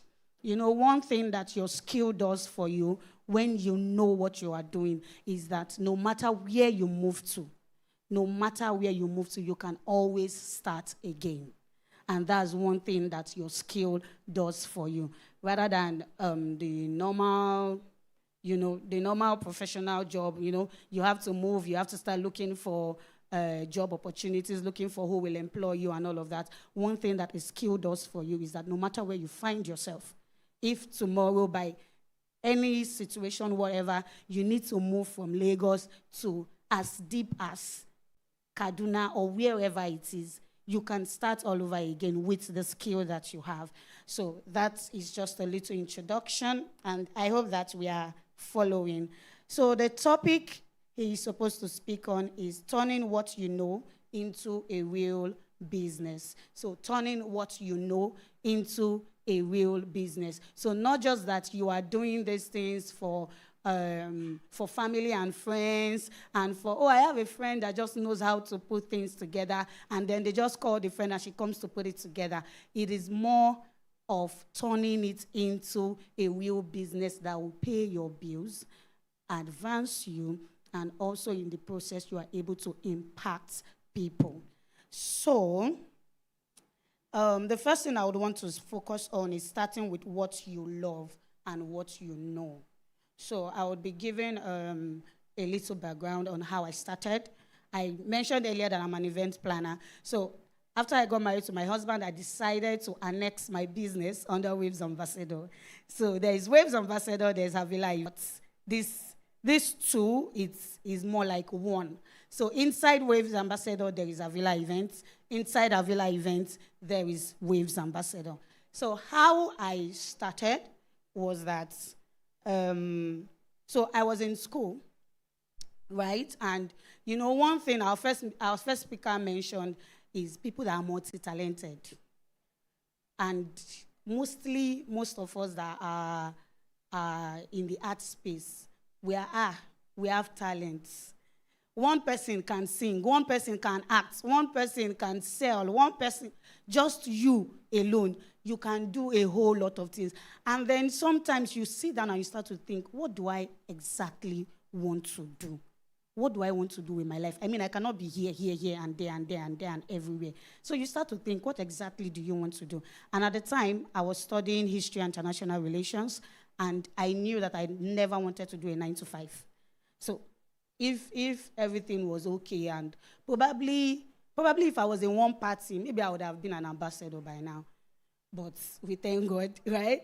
So but I knew I didn't want to go into that professional space at the time. So I started to think, okay, what do I want to do? I knew a couple of things I could do.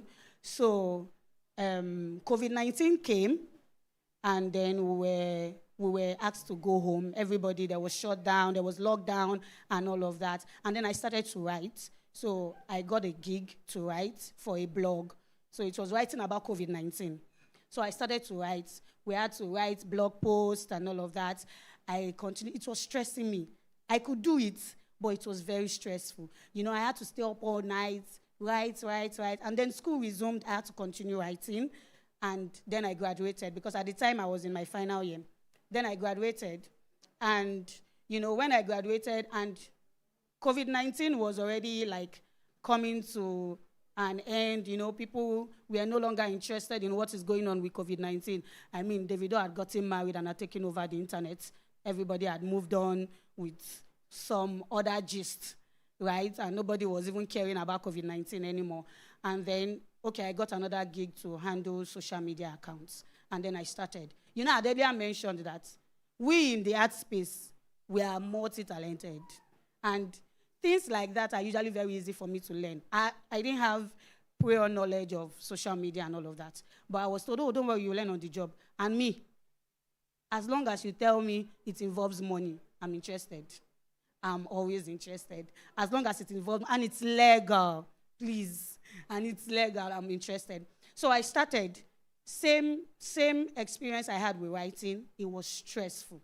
Like, it was stressing me. When you have a job and every day you have to think, God, must I do this thing today? Must I be here? So it was stressful. But I went on. I came back. And one day I just started to quit. And at the time, I was earning well. At least I was earning about 200K at the time. And for somebody that just finished school and came back and had not done anything, I was fine with that. But it was stressful. And I didn't see it as something that could take me on the long run. I'm like, I will not dedicate my life to doing something that will stress me. That every day I think about it, I am stressed. So I started to think. Then I started to think, I used to like, I had one thought one day and said, what is that thing that I like to do that doesn't stress me, even though that thing is stressful? Yes. Even though that thing is stressful, but I just find joy doing it. And I started to remember, I started to recall. I've had friends that have gotten married. And at every time they will call me. No, so I want to do this. Where are you? Can you help me do this? Can you help me do that? And it's always because they know that I have this organizational ability. Even in school then, I was an ESCO, and, we did a whole lot of organization. I was also into politics in school. So we did a whole lot of campaigns, this and that. And, one thing used to trend then, because then in school I had a nickname, Blackfire. So they would tell you, if you want to win, go and meet Blackfire. Go and call her. She will help you. She will gather students. She will do this. So I knew that thing was stressful, but it was very interesting for me. I didn't see it as stressful or anything. And then I started looking towards it. I said, okay, I have done this for my friend, I have done that for my friend, I have done that for my friend. And every time they always tell me, oh, thank you so much for how you handled it. I really liked it. Thank you. You know, my mom likes you. I've had a lot of moms liking me.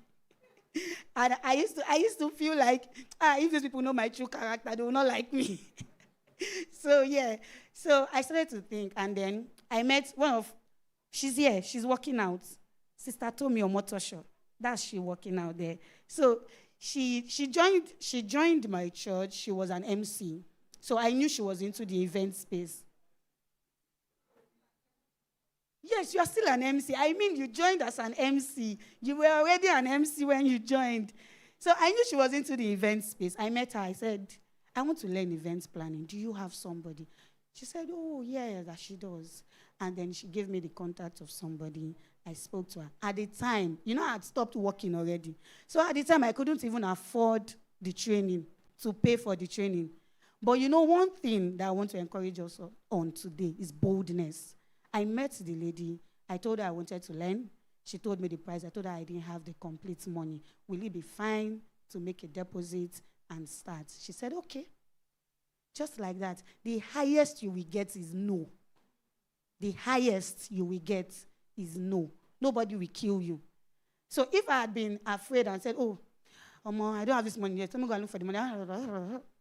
Probably I would have still been here, maybe acting on one set today, tomorrow looking for one place, I will go and sing, next tomorrow, just here and there and here and there. So I was able to pay for the training, and then I started to learn. So that one step has given birth to the Avila events that we have today. So that is the first point I would want to talk about. And now to getting your first paying clients. Now, these points I have down here, I would be using experiences to explain them. All right? Is that fine? Okay. So getting your first paying clients. Now, we all know how event planning runs in Nigeria. You want to have an event. Now, that event is supposed to cost, say, 5 million naira. Will you take 5 million naira and give to a stranger you just met for the first time? I need an honest answer. Will you do that? Of course, no. In fact, if you want to buy dress online and they say this dress is 12,000, you will almost tell the vendor to swear that she will deliver that dress, right? You will want to check and make sure that this person is legit before you would even want to send something as small as 12,000. Now imagine 5 million naira. It will take you, in fact, I think it will take you like maybe 21 days prayer and fasting on the mountain to be able to trust the person. But how do you go about this, knowing that you are new in the industry and you really don't have people to vouch for you? Now, this is it. So I learned event planning, right? I started going on jobs with my boss until the very day I decided I wasn't going to do that again. Everything on my journey was just one day decision, probably because of the kind of person I am. I can just wake up today and say, this is it, and that is it. So I just decided one end of the year like that was the last job I was going to go for my boss. Actually, I had finished my training, and when you finish your training, you would want to continue to gain experience and all of that. So I just decided I wasn't going to go on her jobs anymore, and I was going to start. Now I started. And when an event planner turns to a content creator, that was what I was. So I was a content creator. There was no job, no events to handle. So I kept doing Instagram trends. When an event planner walks into the hall and there's no, and you start dancing, and all of that. But I kept on doing that. The jobs were not coming. I didn't know how to start. I didn't know what to do and all of that. So until my best friend was going to be proposed to, and her fiancé at the time reached out to me and said, oh, no, so I want to propose to your friend, blah, blah, blah. I was in Owerri at the time. I came back. I entered bus. I came back to Lagos. I say, this one, we go do them. So I came back to Lagos and I made sure I planned out the things, I decorated the place and all of that. That was my first job. And I tell you, I didn't take a dime to do that. That was the first job ever I did. And it was just very, very small. I just put balloons here, did this, did that, blah, blah, blah, blah, blah. But I made sure that I made videos. I took pictures. And that was like the first thing I posted on my Instagram as a job. Now, this is the first. I was no longer posting content and be dancing. So this was like the first job I posted. Now, I didn't get a pay for that, but that opened the doors to getting paid clients. Now, I had posted that on my Instagram page. So now when you go to my Instagram page and somebody says, oh, I heard that you're into event planning and decoration and this and that and that. Do you have something you have done? I will go and send them that video. Yes, I did this. When they ask me again, I will send them that. Sometimes, I had a friend, she was also a decorator. Sometimes I will go to her, please, give me pictures, give me videos, give me. I will collect her pictures, but with her consent, so it doesn't look like you are stealing. And you need to make sure that the pictures you are collecting are things that you can recreate, right? So I will take her pictures, I will send it. But that first job also gave me the confidence. So apart from taking pictures, I also had the confidence that I could do something, right? So I would send it to them, and they would tell me, okay, I want this, I want that, I want that. I will still go back and say, this is what this person wants. Do you think I can do it? And then probably she will give me a few tips. And that's one thing about networking. Like our first speaker said, you need to network. You cannot be the only this thing in your space. You can't. You need people. You need people that Sister Tommy I mentioned earlier. I know we have a church sister relationship in church. We also have a business relationship separate from the sister thing. So if I want to call Sister Tommy on a job, she will send me a rate card. There is no mago in that one. She will send me a rate card. We will discuss. We can only, because of relationship, help us bring down the price, like that. And then also, likewise, for her, when she has people making inquiries about event planning or decor, she will reach out to me. My madam, how far? Oh? That is what networking does for you. So I made sure to network. Now, I was going on jobs for my boss, but I was not going as somebody that wants to remain under somebody. So I would go for jobs. I will meet people. Sometimes she sends us with some other, like, really trained decorators, right? So I will talk with them. I will tell them. Sometimes if they see how I work and they just like me, right? And so that was how I met this lady. So I would always ask her.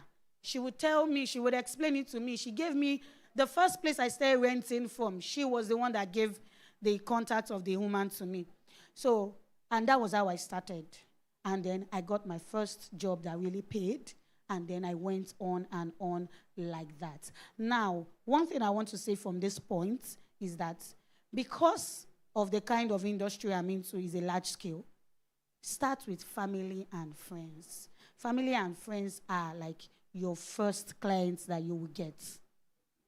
You would not see a stranger give you 5 million naira without trust or knowing you. But your sister, your brother, your cousin can easily send you that money and say, oh, take this money, plan my events. So family and friends, very important. So if you would start a business and you are looking to getting your first paying clients mostly comes from the contacts you already have.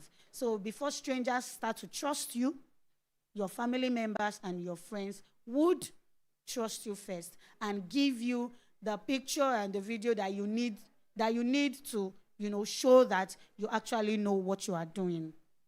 So, moving on, I think the third point I'll be talking about is structuring your hustle into a business. So, structuring your hustle into a business. Just like I mentioned at the start, I talked about when I newly wanted to look for what to do or look for a career path. I noticed that there was something I liked. So before I started Avila events, I would help this friend organize this birthday party, help this friend organize a wedding, help this one organize a campaign, help this one organize this, organize that, organize that. Now, for me, that was like a hustle. Because, truth be told, in doing all of these things, I was making some things from it, right? But for me, then, I used to call myself a hustler. I dey hustle, I dey sell, I dey plan things. So you can tell me, oh, I want to do this. I say, no problem, no problem. Even when I know I have something else to do. Oh, no problem. I do this, I do that, I do that, I do this. That was a hustle, right? It was not defined. If for any reason somebody needed a professional event planner, they would have not called me.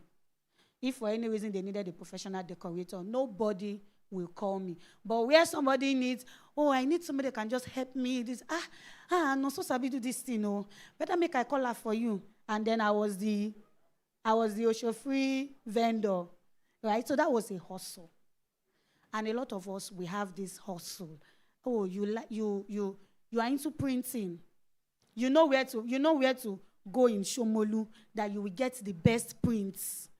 So it became a hustle for you. I want to do my birthday. I think I need jotters. I know. Go meet Brother Kenny. Isabi. They will come and meet you. How many you want to do? Oh, yeah, give me time. I they come. You run Shomolu. You will run back. You run Shomolu. You will run back. At the end of the day, you will do it. The person will really love the job. But it's a hustle. You just successfully helped the person for free. Meanwhile, you can build a whole brand around branding. Branding is big business. Go to Shomolu, go to Yaba, you will see them. Big business. I work with printers. They make a whole lot of money. From one event, a printer can make something that you working a 9 to 5 will make in like 3 months. And they will make it just from branding. So you can spend your time hustling without building it into a real business. And one thing that I want us to learn today is turning that hustle into a business. Now, from helping my friends fix up their events and all of that, I have built a brand around that, which is event planning, which is Avila Events. Now, I have friends that when they want to speak to me about their events, they say, hi, Nonso, oh, I have this event coming up. It's this, it's that, it's that, it's this. How much will you charge? Unlike before, the conversation used to be, Abeg, come help me do this thing. I just won't bring the girls together. I just want make you help me gather the girls together. Tell them what they go wear. Do this, do that. Just help me. Do you understand where I'm going to? Now, that was, the scale they were putting me on then was that. But now, nobody will call me and say that. They will say, please, how much will you charge for this event? Consider me, you know, so I'll be your friend. Right? So that's changing that hustle into a business. So you need to think about that thing that you know, people know you for it. People know that you are really good in doing this thing. Now you turn it into an event, into a brand, into a business. Now, Waves Ambassador, like I said at the beginning, started in Abuja. Started with one man that loved audio, that loved good sound. I mean, what you are hearing today. Amen? What you are hearing today. Amen? Am I clear? Am I very, very clear? You see, I can walk around and you're not getting any feedback. Right? Yes. This was the vision of one man that thought, oh, sound could be better. And you know, we could have that thing that we hear online and we hear abroad and we are like, these guys are very good. We can have that in Nigeria. So it started with one man going here, going there, trying to fix up things, learning how to do this, do that, and then several certifications, both in Nigeria and internationally. And today we have Waves Ambassador. I mean, apart from the fact that he's my husband, there is nowhere that we have gone to as Waves Ambassador that people have not commended the sound. The sound is always on point. It's always that brand that when you think of, you don't think of them as a Nigerian brand. Well, that's because of how we have looked at Africa and say, just like the Bible said, can anything good come out of Jerusalem? Can anything good come out of Africa? But that's one of the reasons for this program. Like they said, it's a pan-African movement. It's to change the narrative is to change the narrative of Africa and change that thought that nothing good can actually come out of Africa. But now this is we telling you that a whole lot of things can come out of Africa. So this is me telling you that you can change that hustle into a business gradually. There is no need for rush. There is no need to hurry. Take it one step at a time. Learning into building, into talking to people about your brand. Make sure you are not quiet. At every given opportunity I have, I always want to let you know that I'm an event planner, I'm an event decorator, I'm into event styling and all of that, and I can do exactly what you want me to do for you. Amen? So moving on. So my fourth point is scaling beyond yourself. Scaling beyond yourself. So as your business grows, consider bringing in a team. Consider bringing in a team. So you have started that business, and for the longest you have run that business as a single person, right? You have been the content creator of your business. You have been the customer support of the business. You have been the social media handler of the business. You are the CEO. You are in fact, when you reply people and you say, we will get back to you, the we is your spirit, soul, and body that you're talking about.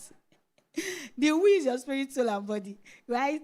So you have been that for the longest, and it is very easy to burn out as a CEO. Now, if you do not have time to sit back, re-strategize, and also plan for the future of your business, if you are carrying the whole burden of that business on your shoulder, I tell you, in no time, you will pack up.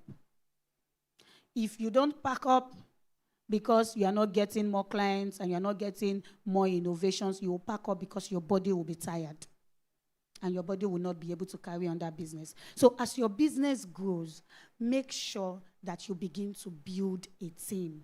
One thing I've learned from the few years I've run my business is that when you start a business, at first, people are like, I guess I shouldn't do decoration.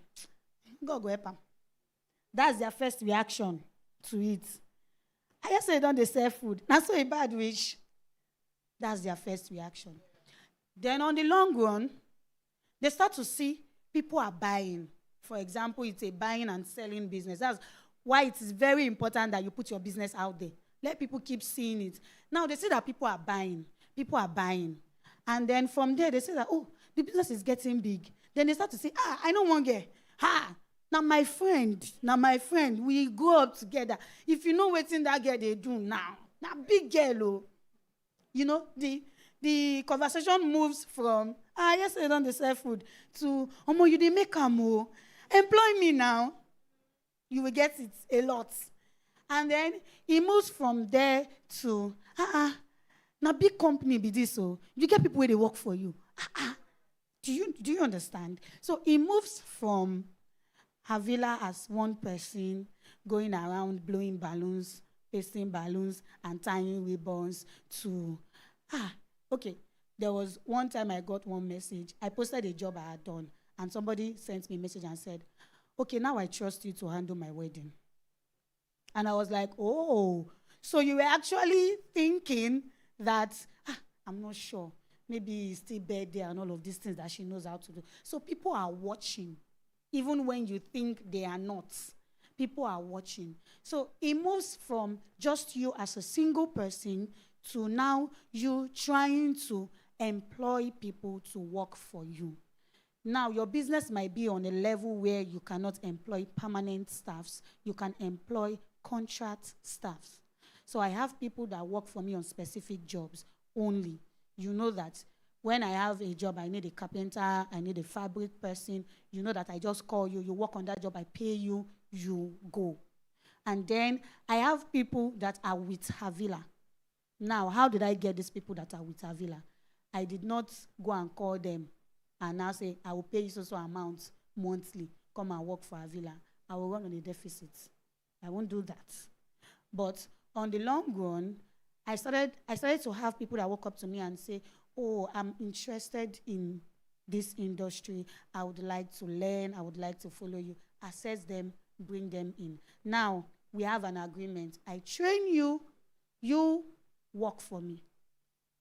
I am not paying you. You have also not paid me as an apprentice. So if I want to get an apprentice, I will tell you the price. This is the price. You pay, you learn. We have an agreement on your stipulated time. You learn, you get your certificate, you go, right? But at the time, I knew that I needed people to stay. So I will tell you, I will train you. You will work for me. So I have 2 girls that work for me. They are Avila. Anywhere you see them, they are Avila. So they can go, I can have an event and be here. They will be there. Probably I will go and join them later or something. Now, it gives me time to look somewhere else. I am not somebody that wants to stop at one business. I am somebody that loves to do business. So apart from when doing a service, I like buying and selling. So imagine I've burdened myself with everything that has to do with Avila. I would not even have the opportunity to now go into buying and selling. So sometimes, is my time up? Okay. So sometimes you need to find a way to make sure that your business goes from just one person to a team. So now when I reply people and say, we are on it, I'm no longer talking about my spirit, soul, and body. I now have real humans that are on it, right? Yeah, so my time is up. I would quickly just rush through. Okay, I have just one more point, which is pricing your services. So now pricing, let's talk about how to charge when you are worth. Pricing too low can be tempting. Pricing too low, like giving yourself off for a very cheap price, can be very tempting. Now, at the time I started, I would want to think that, will this person be able to pay 500K for my service? What if she says it's too much?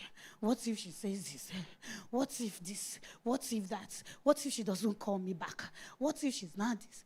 And then, one thing about when doing a service is that they will not tell you. You will learn. So when you are doing that, what if she says, and then you decide to collect something very cheap, and you go on that job and you cry. The next time somebody sends you a message, the way you will stand on your, madam, that's the price, ma'am. Please, thank you. One day I told myself that I would rather be sleeping at home than go on some jobs for some particular amount. I'm sure Satomi can relate. We're in the same industry. And the least paying jobs are the ones that will stress you the most. The ones that will come and tell you, he's my auntie, brother, cousin, uncle of Kiniko, of this and that. You will meet plenty people there. When you come, I will introduce you to a governor and senator and this, and they will pay you 50K. When you reach there, you will cry. Somebody said you go cry past newborn baby. So sometimes, yes, it's tempting to, want to reduce your price because you are looking for clients and customers and all of that. But I tell you, how you price yourself is how you will be valued. Thank you very much. Can we do that better? Please, can we do that better? That was really an awesome one. Really, really. Please, can we do that again? I mean, I feel like she spoke to our heart. I don't know how many of us felt the section. Yes, I did. I also did feel the section. Yeah. I mean, it was really practical. Someone who has actually moved her business from just a hustle to a structure that actually pays, to a brand that people can trust. Please, let's give it up one more time for Mrs. Chinonso Olushola. Well done, ma'am. Thank you very much. So within the course of the event, a very distinguished personality walked in.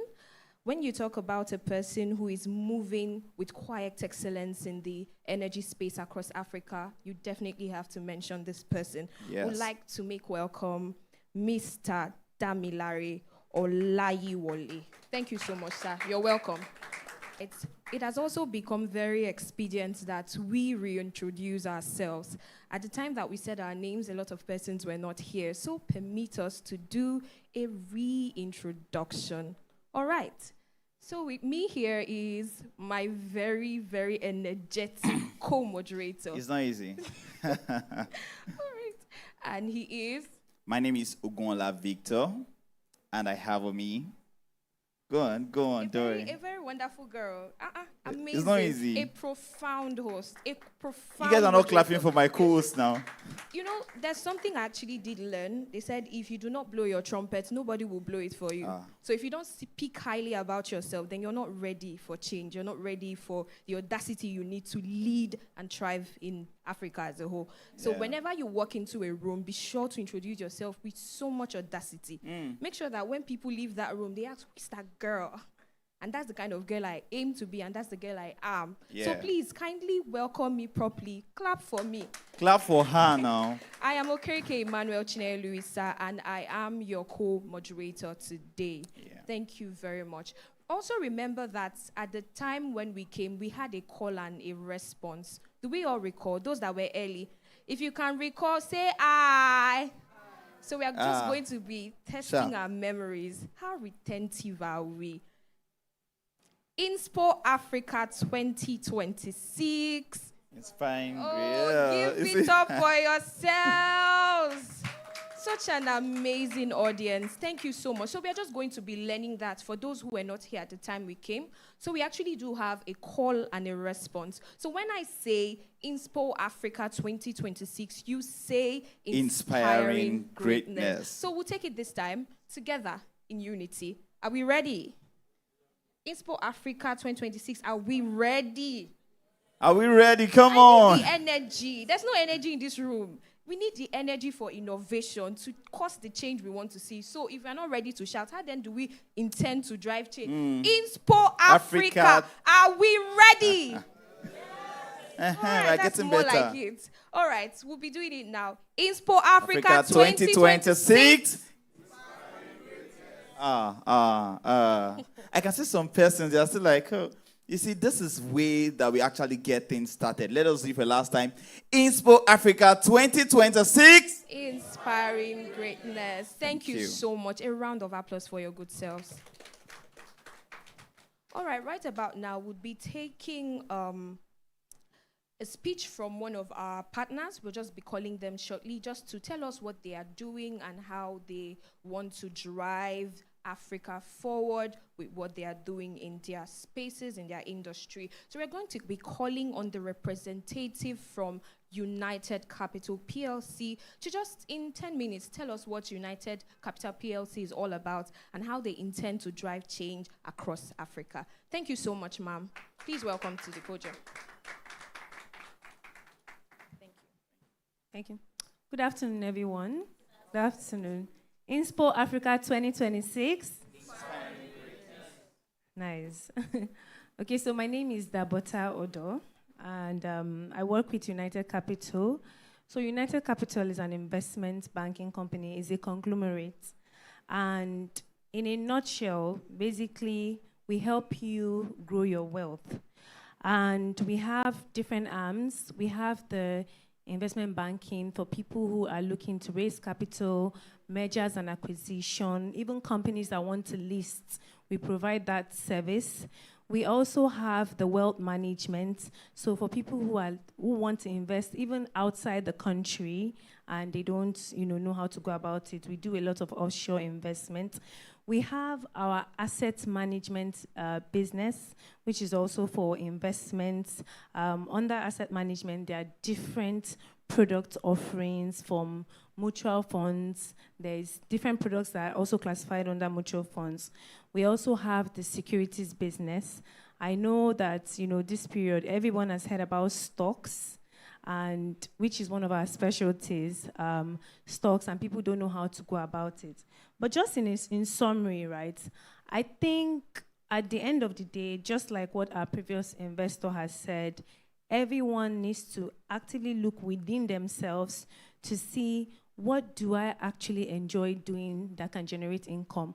But generating income is not enough, right? That can just help you, yes, but that is basically your active income. There's also passive income, which is your investment income. So things are very difficult with the way inflation is right now. A single stream of income is no longer sustainable, right? But you want to get to the point. I think I always say that investment is so important. And the principle that applies to somebody that is earning 100,000 is still the same principle that is applied to the same someone else's that is earning 5 million. That's the truth. If you cannot save little, I say savings is actually should be expense. So every month, when you basically make money, right? The way you expense is to say, this is what I use for my transport, this is what I use for this. It's the same way you must save money. I was doing a rough sketch. I think I was doing a rough sketch about somebody who decides to save, even if it's 60,000 from what they earn. And at the end of the year, that should be about 600 or more. And when I remember, I'll just give you an example. A friend of mine, I spoke to him because he bought a property. And then I was asking him, okay, so how did you buy this property? And he said when he started his career, he made a decision to always save $100. And as at then, $100 was not what it was now, right? And he did it for 10 years. Consistency is what will give you the results. But the thing is, a lot of us always think about the now. There's the power of compounding interest, which is very true. You may not know that the decision that you're taking now when it comes to money will help you. It's like stock. I'm a stockbroker, and I trade, and I'm very passionate about stocks. We are also coming from the securities unit. And I'm sure we've seen a lot of things online where people said, oh, they put money. Because I don't have so much time, there's a lot of simulations I have for somebody. I think we do that every year. And we use a balance of 100,000. And we say, look, if you put 100,000, there are people that put 100,000. There was a stock. There are many. Let's say Transcorp Hotel. As at that time, at the end of December, it did almost 1,000%. So the value of the person's money was almost ₦1 million. There's no excuse for savings. No excuse. It's very important to save. And there are different asset classes. So stock is one of those asset classes. The goal for United Capital is to ensure that everybody grows their wealth, no matter where you are. I tell my younger ones, even if you're earning 30,000, you have to put money aside, because that money is, the multiplier effects, right? My driver, everybody, I must tell them, you must open an account and you must start investing no matter how small. And there's a lot of myth about investment. Some people think that investment is for the wealthy people. No. Investment is very risky. No. So I'll just briefly, go and just talk about why it's very important, and just briefly talk about stocks as well as one of our asset classes. And then I know I'm running out of time. 10 minutes is small, but I will try my best, right? Yeah. So for the mutual funds, which is one of the products that we have, right? I'm sure if you look at the flyers that we sent to you, there are different products under the mutual fund. There's money markets. If you go to your apps, you would see it. Once you download it, you can fund as low as 10,000 naira, right? It is managed by a fund manager. And what they do is they put it in, when you go to a bank, if you want to invest, you might not get the rate that a corporate body will get. So they put it in things like commercial papers, bank deposits, stocks. They help you make that decision. So the money market, you'll be seeing your interest every day. That's how it works. Then there's always a rate and you see your interest every day. That's for money market. For people who don't even want to come and buy stocks from the securities unit, there's also an equity fund where the fund manager invests in equities. And yet till date, that has actually returned up to 37%. Beginning of January, there were a lot of companies that were, I remember, I'll give you an example. Aradel is an oil company, right?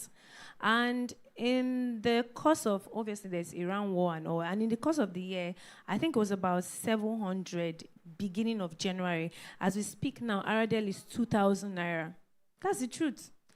And there's no excuse. You can invest. And I'm very passionate about it because people think that it is only the rich or the wealthy. I have a friend who consistently was investing 300,000 because I spoke to her 2 years or 3 years ago, and then she called me and she was like, oh, the value of my money is about 7 million, because she made a consistent decision to invest. Even businesses, how are you going to fund? Things are very difficult. Operational cost of running a business is very difficult. That's the truth. So it's very important for you to multiply your money. That's why there's passive income.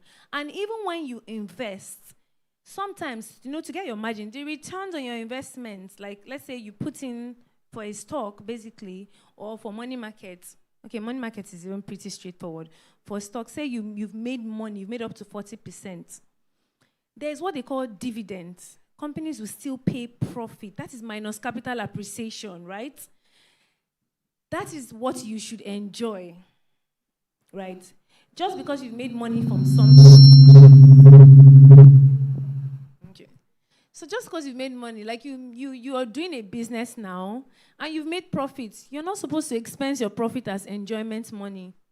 Your profits can be invested, and the returns you get from your investment should now be your enjoyment. That's the truth. Like, I know that, obviously, I like enjoyment, so I know that I need to work harder to expand my stream of income, because salary cannot be sufficient for anybody. Even if you think you are earning 10 million, you will have problems worth 10 million naira. And the simple truth is, you don't even know there's always a rainy day for every single person. You might be sick. One sickness can wipe away somebody's wealth. So you need to, every time, I'm so encouraged. There are so many products. There's even treasury bills for people who, and I say, while we are young, right, you should take risk while you're young. When I say take risk, I don't mean that you should carry all your money and put it in a Ponzi scheme, because a lot of people prefer to trade on cryptocurrency, on what they don't know, than simple asset class that you know.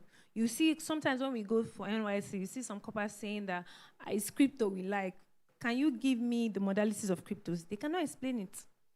But they prefer, because they've heard that, crypto can 1,000x their money. But they don't understand that they can also lose everything. But it's simple. In Nigeria, you're investing in things you see. There's so many companies that are listed, over 200 or 160 companies. There's Nestle, what you can see with your eye. There's Zenith Bank's shares that last year was 40 naira, but is 130 naira now. Yeah. So where am I driving at? I'm saying that whilst we are all developing ourselves, right, trying to build what we're passionate about, trying to earn, let us remember that that is our active income. And active income is not sustainable. For even our young brothers that will also be building a family, finance can cause problem too much, I'm telling you. It can cause so much problem because the responsibility will be so much, and that's part of what destroys homes as well. So you see, I remember then I was speaking to my friend, then during her master's, when we're doing her master's together, I asked her, I was like, she just told me that, her parents started saving.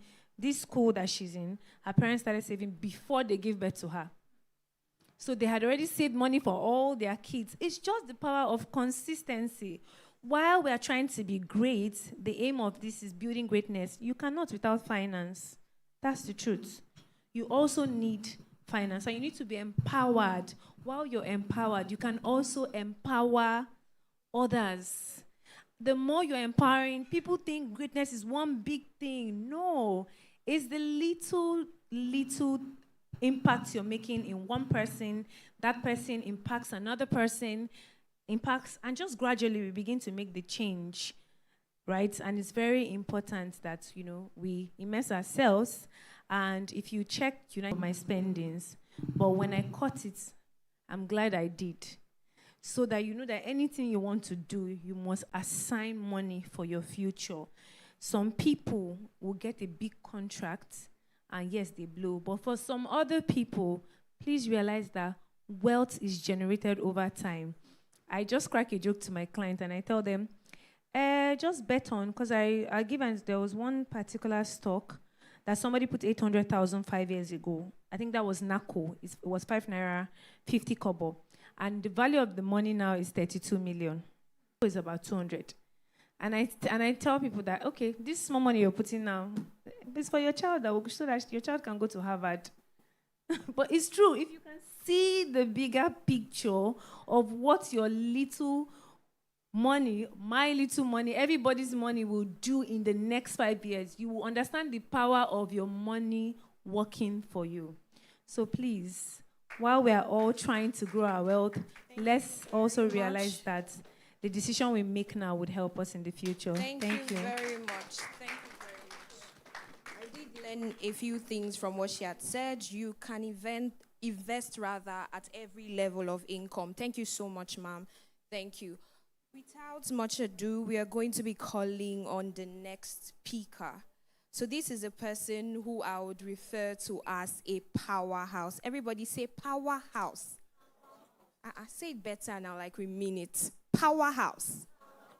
All right, so I'm just going to be reading her profile very briefly. Bola Oluwatito is a seasoned brand and marketing communications manager with expertise in brand storytelling, identity development, and strategic communications. With over 5 years of experience spanning fintech, digital media, and corporate communications, she has led impactful campaigns that have driven market expansion, strengthened brand trust, and increased customer engagement across the UK, Canada, and Africa. At Velox Payments and Patricia Technologies, she played a key role in branding narratives, launching high-impact digital campaigns, and building engaged communities. Her strategic leadership has helped brands connect deeply with their audience, optimize user experience, and drive measurable growth.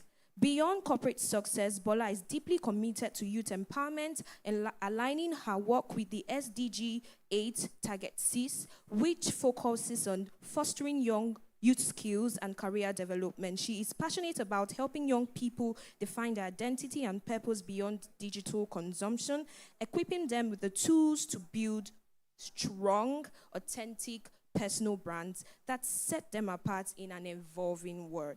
If your hands are not too busy, please kindly make welcome Bola Oluwatito Olayiwole. Thank you. Olayiwola. Oh, pardon me. Olayiwola. Welcome, ma'am.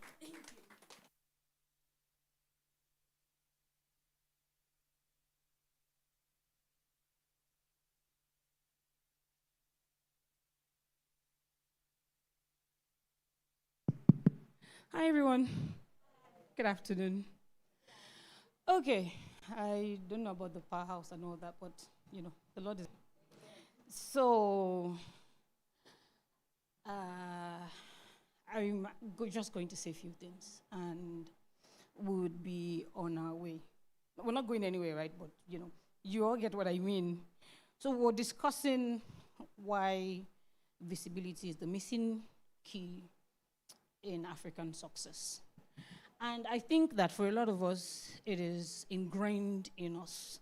It is not necessarily something that is external to us, right? We all grew up with things like, oh, you're too loud, you're shouting too much, oh, you laugh too much, oh, why are you wearing such bright colors and all that? And down the line, or as you grow older, you start to realize that these things have ingrained habits in you, that's built a neural pathway in your mind that then conditions you to be a certain way.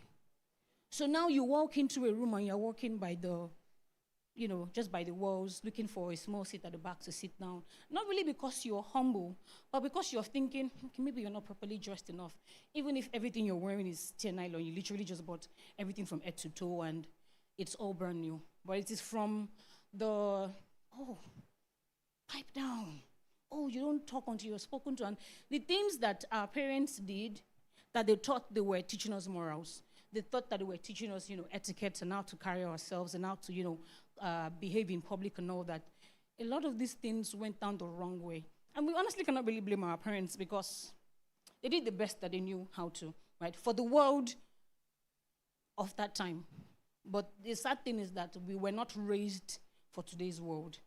And neither is the universities teaching us or deploying anybody for today's world, right? The world is now a global village, right? You could open TikTok now and then you find a video and someone is saying, oh, if you were the one at Starbucks on Marina Street at 2 p.m. and you were with your friend, they were wearing blue, and they just give you a whole gist of something that happened, let's say 25,000 kilometers away, somewhere in North America, and you're watching the entire story, and then you go in the comments, and then you see that the people who were involved in that incident, they found the post. Now, you're here in Lagos, you're on your phone, but you're part of a global gist of something that happened somewhere in Philadelphia, something that happened somewhere, in West Kootenay in Canada.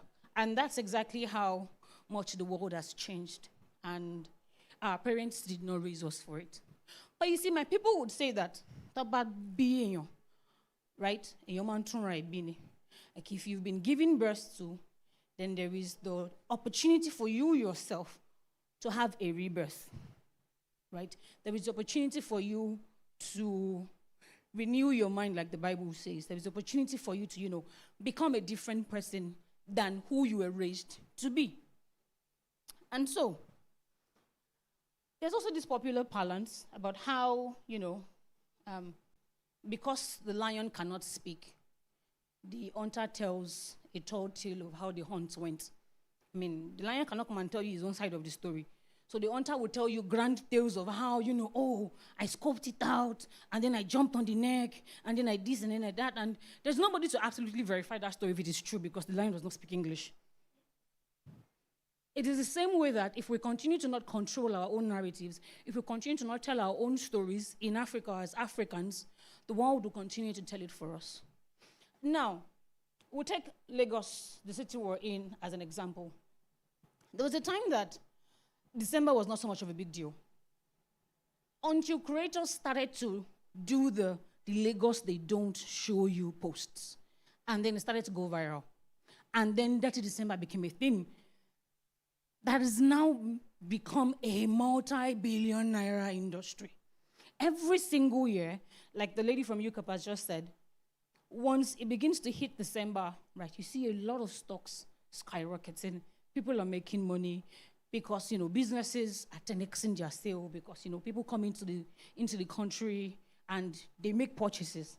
Clothes, jewelry, hair, dental services, medical services, right?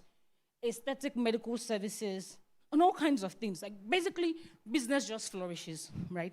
And then, if you've not positioned yourself enough if your business isn't rightly positioned, or it is not ripe for that December period, you would lose out on it.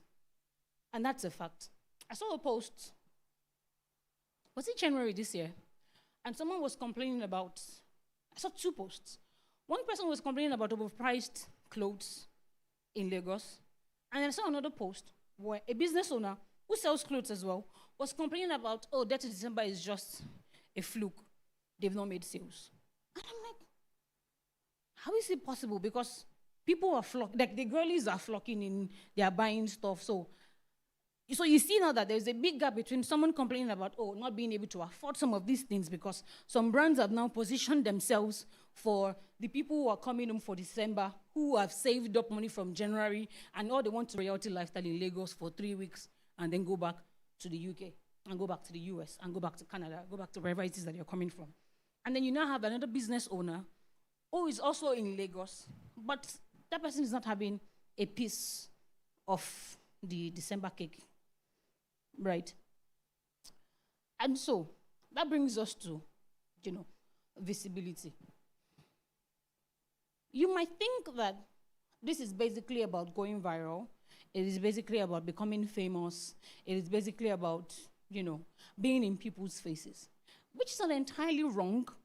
But at the same time, you need to understand that it is different strokes for different folks, right? You might have the long end of the stick while she has the short end of the stick. And so you might not be able to, to hire models or hire brands, brand influencers and all that to, or even pay for paid ads marketing on Google and, target all the high-paying people and all that. But at the same time, you have relationships that you can leverage, right? There are also other platforms that are not very popular, but the people who know them, and they always pay their money's worth for the items on those platforms, right? Now, how many people here knows that Landmark, they have an e-commerce website? Just with a wave of a hand. If you know that Landmark has an e-commerce website, only the person in the events industry knows. And if you go on that website, you will find something like Agbalu modules selling for 27,000 naira on that website. And there are people who flock into Lagos who they only patronize people within that area, that geographical area. And so, because it is their entire immediate circle of influence, they would only buy from that platform. And that platform is bereft of vendors. The vendors, there are few.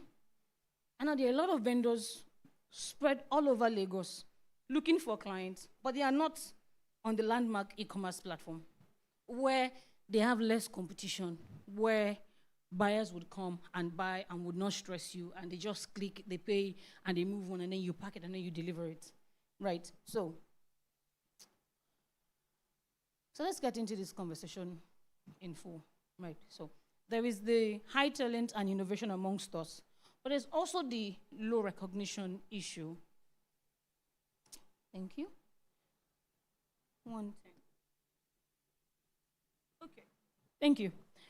So there is the, high talent and innovation, right? You have a lot of, we have a lot of ideas brimming in our minds every single day.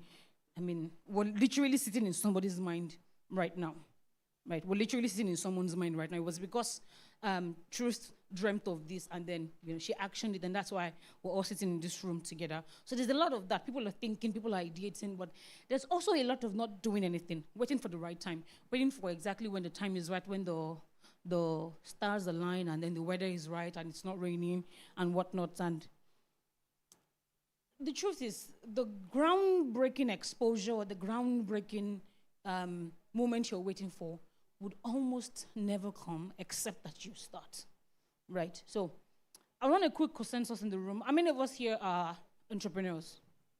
Just a wave of a hand. Creatives. Freelancers. You cannot be an entrepreneur, a creative, a freelancer. Choose a pick. You're what? You are the what? You are the brand. Oh, I see. We'll come to that. So 95 hours. Students, fresh graduates, job seekers. Okay, cool. This is great. So you see now that everyone's at a different timeline in their journey, and everyone needs different things, right? So we have the entrepreneurs who have ideas and who are constantly waiting for, the perfect timing, or they're waiting for a trend to start before they jump on it and all that, forgetting that a trend was started by someone else. And they probably never even intended for it to be a trend. They just did it, and then people caught on, and now it's a trend. Right? Piggy Vest is 10 this year. And it was because they realized that, there was a saving culture that our parents had, and we were struggling to pick it up. And, they found a way around digitizing it and, gamifying the experience in a way. And now everyone now is constantly saving, constantly talking about how, if you put 3 million here, you get 4 million. Even though people talk about it like it's MMM and it's not, right? You've got Cowrywise, you've got Rainest, you've got 1,000,001, fintech products in this country that were all birthed simply because Flutterwave was birthed. Why? Because Paystack was worrying our lives. Paystack was giving us a hard time. Although now we're in the position to give them a hard time back, and I love that. I love that everybody's agreeing to not allow them back into Nigeria, right? Flutterwave and every other thing was birthed. Rainest, Cheaper Cash, all of these companies, they were birthed because Paystack, PayPal, they were giving us a hard time. And then people found solutions around it. They did not wait. What they did was, market proof, they validated their product, and they decided to apply to VCs. They found friends who could, put money together, seed funding round, Y Combinator, all of this, what's it called now? Venture capitals, and then they were able to raise money, and they were able to get it going. Now, did they know if they were going to succeed or not? No, but they did it anyways, right? Are there businesses that have failed? Ayowo, Patricia, a few of them. Yes, right? But lessons have been learned. No. Yes, lessons have been learned, and then you move on from it. So it's better to, start and then fail than to not start at all. It is better to stand up 7 times and you fall 96 times than to not start at all, than to not stand up at all, right? And the truth is that there are a lot of opportunities for Africans. We're not just finding it. We're not even trying to position for it, right? If we would project someone's LinkedIn, any of the guys in 9 to 5 or in the freelance industry, if we would put up your LinkedIn, somebody at random now, put up the person's LinkedIn, we're going to start seeing all kinds of things. Like a recruiter cannot find your LinkedIn and think, just might do the job. Right?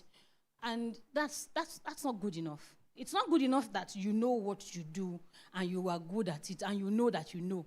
And then, Bingpe and James also know.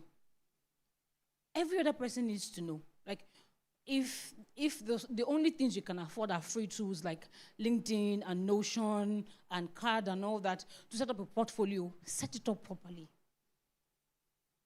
If you've not even done anything, create a what's it called? Create a bonus portfolio, right? The client doesn't actually have to exist. It's basically you showcasing what you can do. Thank God for AI. Right? So it's easier now for you to just create a portfolio that showcases exactly what you can do, how you can do it, the results that people can get. And I mean, like, you still see resumes, and the resumes are filled with just what people have done. Oh, I arrange the table every single day. So what results did arranging the table give the business? What value did your arranging of the table deliver? Because, of course, you are being paid, because a job is a two-way street. An opportunity is a two-way street, right? I'm hiring you to work on a contract for me, either to design a wedding website or, to plan my event, right? Or to bake me a cake and all that. But at the end of the day, what I'm really paying for is the value that I get from the service that you've offered me. Not necessarily you mixing sugar and butter together in the pan. What I'm getting is how moist, the value, the satisfaction of how moist your forest cake was. Satisfaction of exactly how quickly you could deliver the designs and how very minimal the edits and the feedbacks were.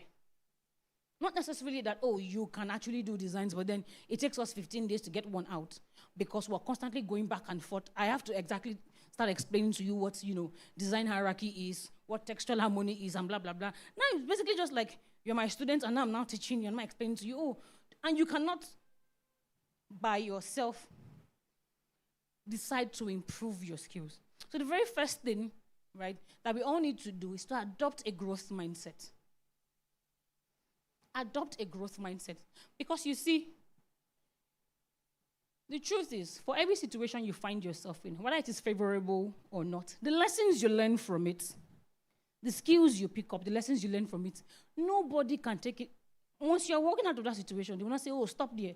And then they cut your head open, and then they take the experience from you, or they take the value from you. Nobody's going to do that. So now your value has gone up, because now you have more knowledge, you have more skills, now you're more valuable, right? So the first thing I would like everybody to do is adopt a growth mindset where you see every opportunity, every situation, good or bad, has an advantage to improve yourself. While I was at Patricia, my colleagues used to make fun of me to say, oh, they are pretty sure I had stocks in the company and I was not just telling anybody because of my work ethic, right? Everyone would complain. In fact, I had a colleague who used to complain about having to write tech articles, and it just didn't make sense because, girl, you took a job at a crypto company. What kind of articles did you think you were going to be writing? But you see, despite all of the madness that kept happening, I took everything as a learning curve. I took everything as a learning curve. I took the opportunity, rather than saying, oh, this person did this, that person did that. So what can I learn from this situation? What can I learn from this situation? And when I left Patricia, I was able to secure a job that was higher than what I was actually doing for Patricia. And I never even got to apply. All I did was reset my LinkedIn, right? Put up everything I had done, put it on my LinkedIn with the links, with the videos and all that, right? We write my about me section. We write basically everything. We write the headline and all that. And almost immediately, I started to get DMs from CEOs, from CMOs, from recruiters, from headhunters, right, with offers and interviews and all that. At that point now, it's not me sending out emails and waiting for responses. It was people coming into my DM and asking me, oh, I saw your profile, pretty impressed. I have an opportunity. Would you like to chat? And I'm telling you, oh, yeah, I would like to chat, but let's do Tuesday at 2 p.m. because you're the one coming to me. So now the ball is in my court. I'm able to dictate to you exactly what I want.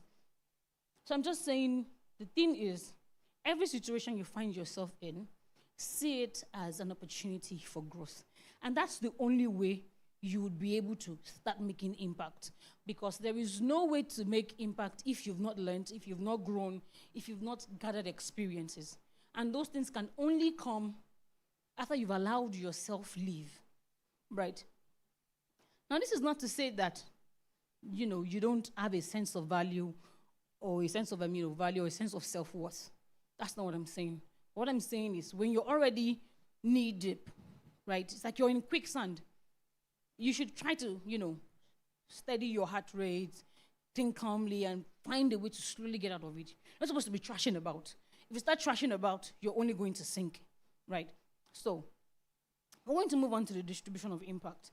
The hidden gem, the global icon, the echo chamber, the empty vessel. Let's start with the hidden gem, right? This is where most African talents are currently stuck. A lot of people are really good at what they do, but they are unable to make money from it. Why? Because it is only their brothers, girlfriends, security mans, cousins, neighbors, roommates that knows what they are doing. No one else knows. People in church knows, and that's it. For some people in church don't even know. They never talk about what they do. They never offer to, just do something for the sake of doing it, right? And everybody needs to understand that there's a value chain in the world. Before people can trust you, there has to be some sort of perceived value. So it is either that, you already have proof, and when you don't have proof, right, what's the next best thing that you do? You offer a small demo. You offer a small portion, something to showcase exactly how you were able to offer value, right? And then there's also the issue of not being excellent. And people think that, just knowing the skill is enough and not really gaining mastery. Now, there's something I like to say, that rather than building an industry portfolio, you build a skill portfolio. Here's what I mean. So rather than being a social media manager who understands social media management for the fashion industry like the back of her hand and can do it in her sleep, why don't you be a social media manager who understands social media management in its entirety, has gained mastery, and can adapt the skills to just about any industry? And so even if your first big break or your first opportunity is in fashion, right, you're learning the skills and you're not learning not only how to apply it to the fashion industry, but you're learning it with the mindset of, okay, if I was in tech, I would have done the same thing, right? If I was in oil and gas, if I was in food, if I was in lifestyle, if I was in real estate, right? Like, be your own biggest critic. Be the person who constantly chases yourself to be better. So, you don't have to wait till you get another job in real estate. Let's say that your dream job is to get a job in oil and gas, but your first opportunity is in real estate, right? In fact, that's even nice because they have a very close, audience psychography.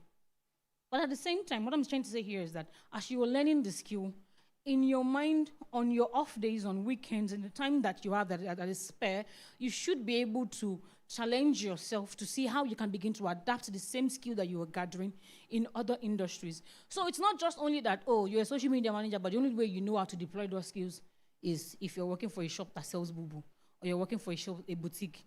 And if it is not that, you're unable to get a job elsewhere. That way you're just boxing yourself. And then you're going to end up not being a what's it called now? A nice to have or a must have. Right? You're not going to be a double threat or even a triple threat candidate because, after all, the only way you're able to deploy your skills is in one direction.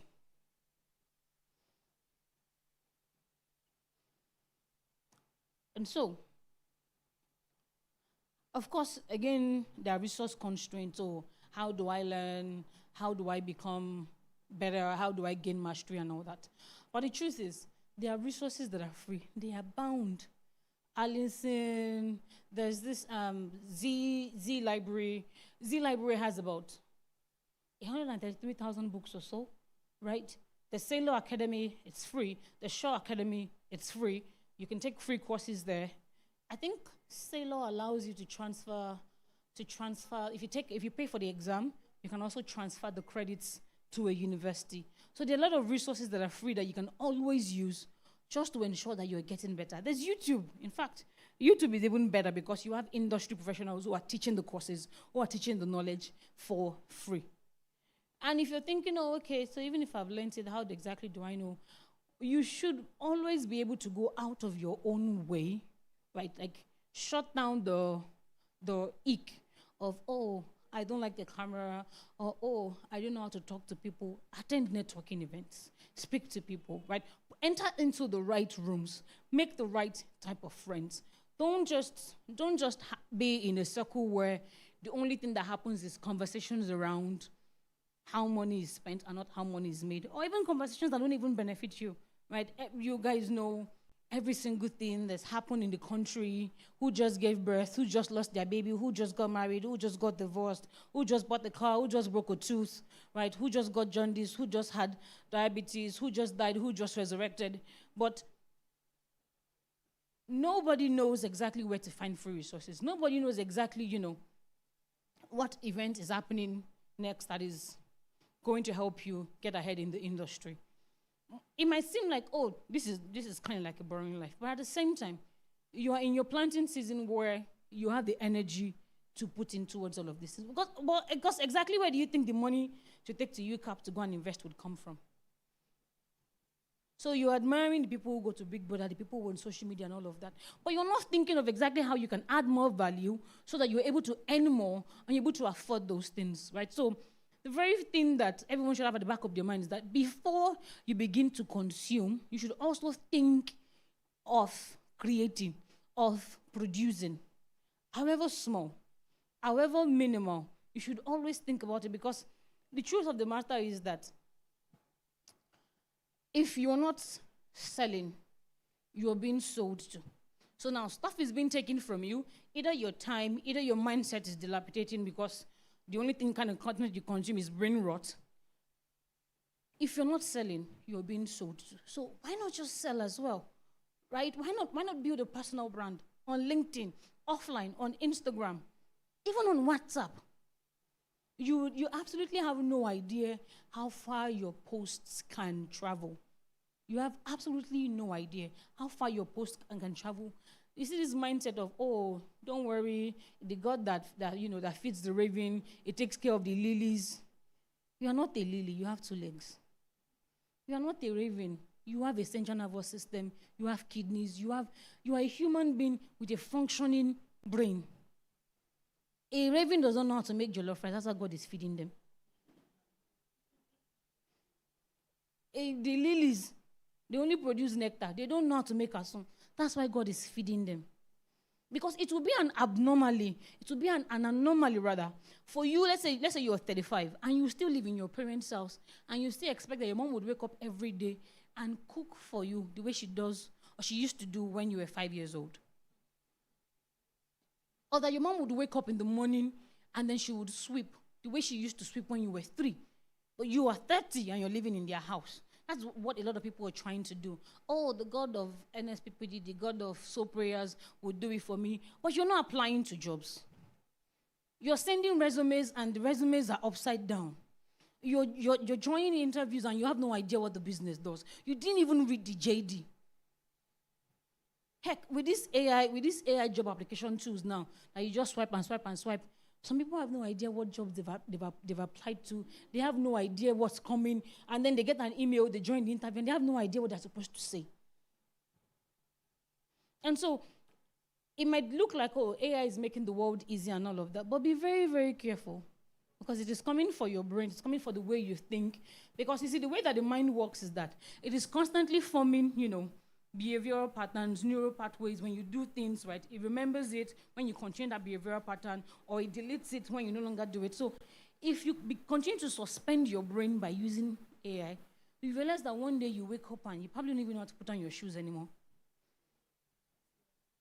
And so, it looks like my time is up. And so one thing that I would like everyone to take away from here is that, you see, there is nobody coming to save you. The only person coming to save you is Jesus, and he's not even going to do it unless you allow him. And so there is the place of prayer. There is also the place of preparation. There's also the place of aligning, right? Which is why you have Kairos, you have Chronos. Chronos is things just happening, you do it. But if you are not prepared, Kairos would come, it would open, it will close, and then nothing will happen. Which is why you've never seen an NYC person got promoted to medical director. Because God is not stupid. Which is why you would never find someone who is not, yes, oh, I was not qualified and all that, but you will not find someone who's an NYSC graduate who just finished 7, and the person is now head neurosurgeon. You would never see it happen, because there's a process to it. It is why Jesus did not just appear in the sky and say to the devil, hey, so you go there, kneel down and face the wall. Everybody continue your life.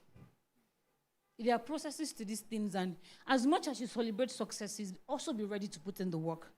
Also be ready to go through the process. Abraham, blessings are mine. It took him 25 years to get there. People doubted him. People questioned him. Only God knows what he went through. He could have been listening to a bush baby for all we knew, because people barely even knew the Lord then. So just know that Abraham's blessings are mine. It took him 25 years, right? Oh, Joseph was also blessed. And you want blessings after the order of Joseph. His starter pack was the pit and prison. Wow, thank you so much. Please come and rise and give. Come on. That was really a wonderful one. Thank you so much. Thank you so much, Ma. That was really nice. How many of us enjoyed that section? Come on, that was more than hot. That was more than hot. And I must say that I got a lot of things as a young entrepreneur, right? I'm privileged to be part of the partners. Let me just talk just a minute. I'm part of the partners for this this great initiative. And one of those things I'll just say is just that it's about taking initiative and just learning not to stop at where you are, right? I remember I started my brand while I was in 200 level, and that was just me. I was just there. I just needed money just to, just eat, buy stuff and all. And I gradually started growing the brand. We started like just selling clothing, accessories, and some things like that, to actually growing the brand to 10 different universities in the southwest region of Nigeria. So it's great honor to be here to learn from people who have more experiences, right? Who have done even greater things. And I believe that we are jotting things down. So just about what my brand does essentially is communicating confidence through fashion, right? To make you more expressive through the act of fashion, and we do, branding of clothes and some other things like that. So essentially, when it comes to wear, suits, shirts, and other things like that, we are your to-go person, just in case there's anybody like that. So we are going to move on to the next agenda that we have. We are closing shortly. We are keeping strictly to time. We are men of honor, and we respect your time diligently. So just to ease the atmosphere a bit, we have someone to give us a spoken word, and then we go to the panelists, and we call it a day. We are done already. If your hands are not so busy, I want you to give it up for ladies in the house. Can you just clock it? Clock it, clock it. Come on. Clock it now, ladies. Clock it. Thank you. Guys in the house, don't let me see you do clock it. If I see you clock it, me and you will get issues. So if your hands are not so busy, can you give it up for XOD? Come on, jam your hands together. Yes, make it louder, make it louder. She will not come here if you don't clap. Make it better. Come on, she's coming on stage already just for the next few minutes, and we have the panelists. Come on, let's go, XOD. Let's go, XOD. XOD. XOD. Thank you. Thank you so much. Inspo Africa 2026. Can we do that again? Inspo Africa 2026. All right, thank you so much. I'm so delighted to be here. I would not want to waste our time, so let me get right into the act. Okay. So my name is XOD, as rightly announced, and I'm so glad to be here, and I'm glad that we're doing this together. So it's another place, another time, another story. For every time you see me come, I come bearing good news. So when I say story, you say story. Story. Story. Shh. Yes. We learn to hush before we ever learn to speak. Don't be too forward. Stay quiet. Wait until you're asked. And so we did. But we were never asked. Because Kilomodemo, what does a child know? But this child has his mind spinning, ringing every hour like Agueleko, that giant clock that refuses to be ignored. Ticking, talking, demanding to be heard.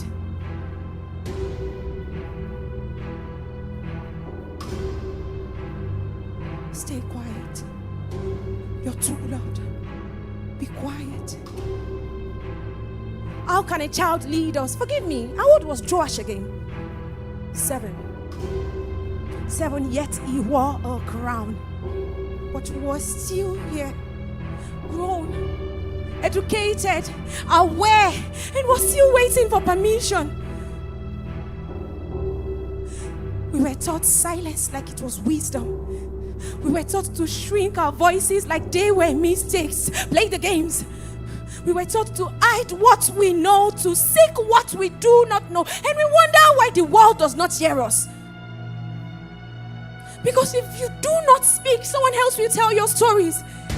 And that's how history traveled without us. From our land to foreign walls, where our stories are preserved, but our voices are missing. Several cases like the beautiful bronzes of the great Benin City.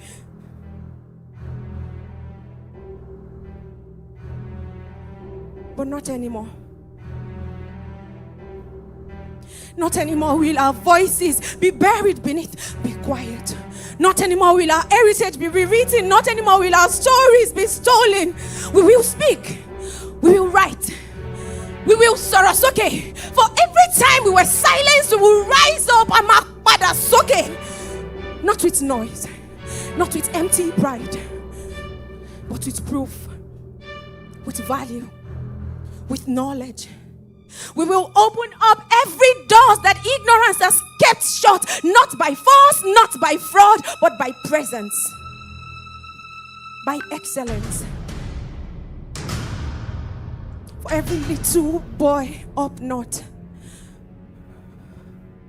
running behind cattle with his dreams tied to dreams tied to dust and distance. For every young girl in Lagos traffic, hawking water and drinks when she should be serving purpose and dreams.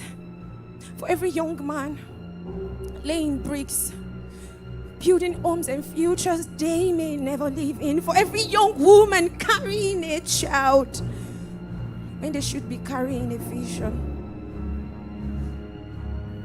We will give them hope. Not by what we say, but by what we become. We will give them hope. Because we're not here for a seat at the table, we're here to own it. We were told we were leaders of tomorrow for so long, and tomorrow has been waiting for us to take it. And so we will take it. Our tomorrow is now. So speak up. Erase the what ifs and ask, how do I create, build, start, even when it's hard, even when it shakes, even when it feels small. Show them the Nigeria we want by becoming it. Thank you.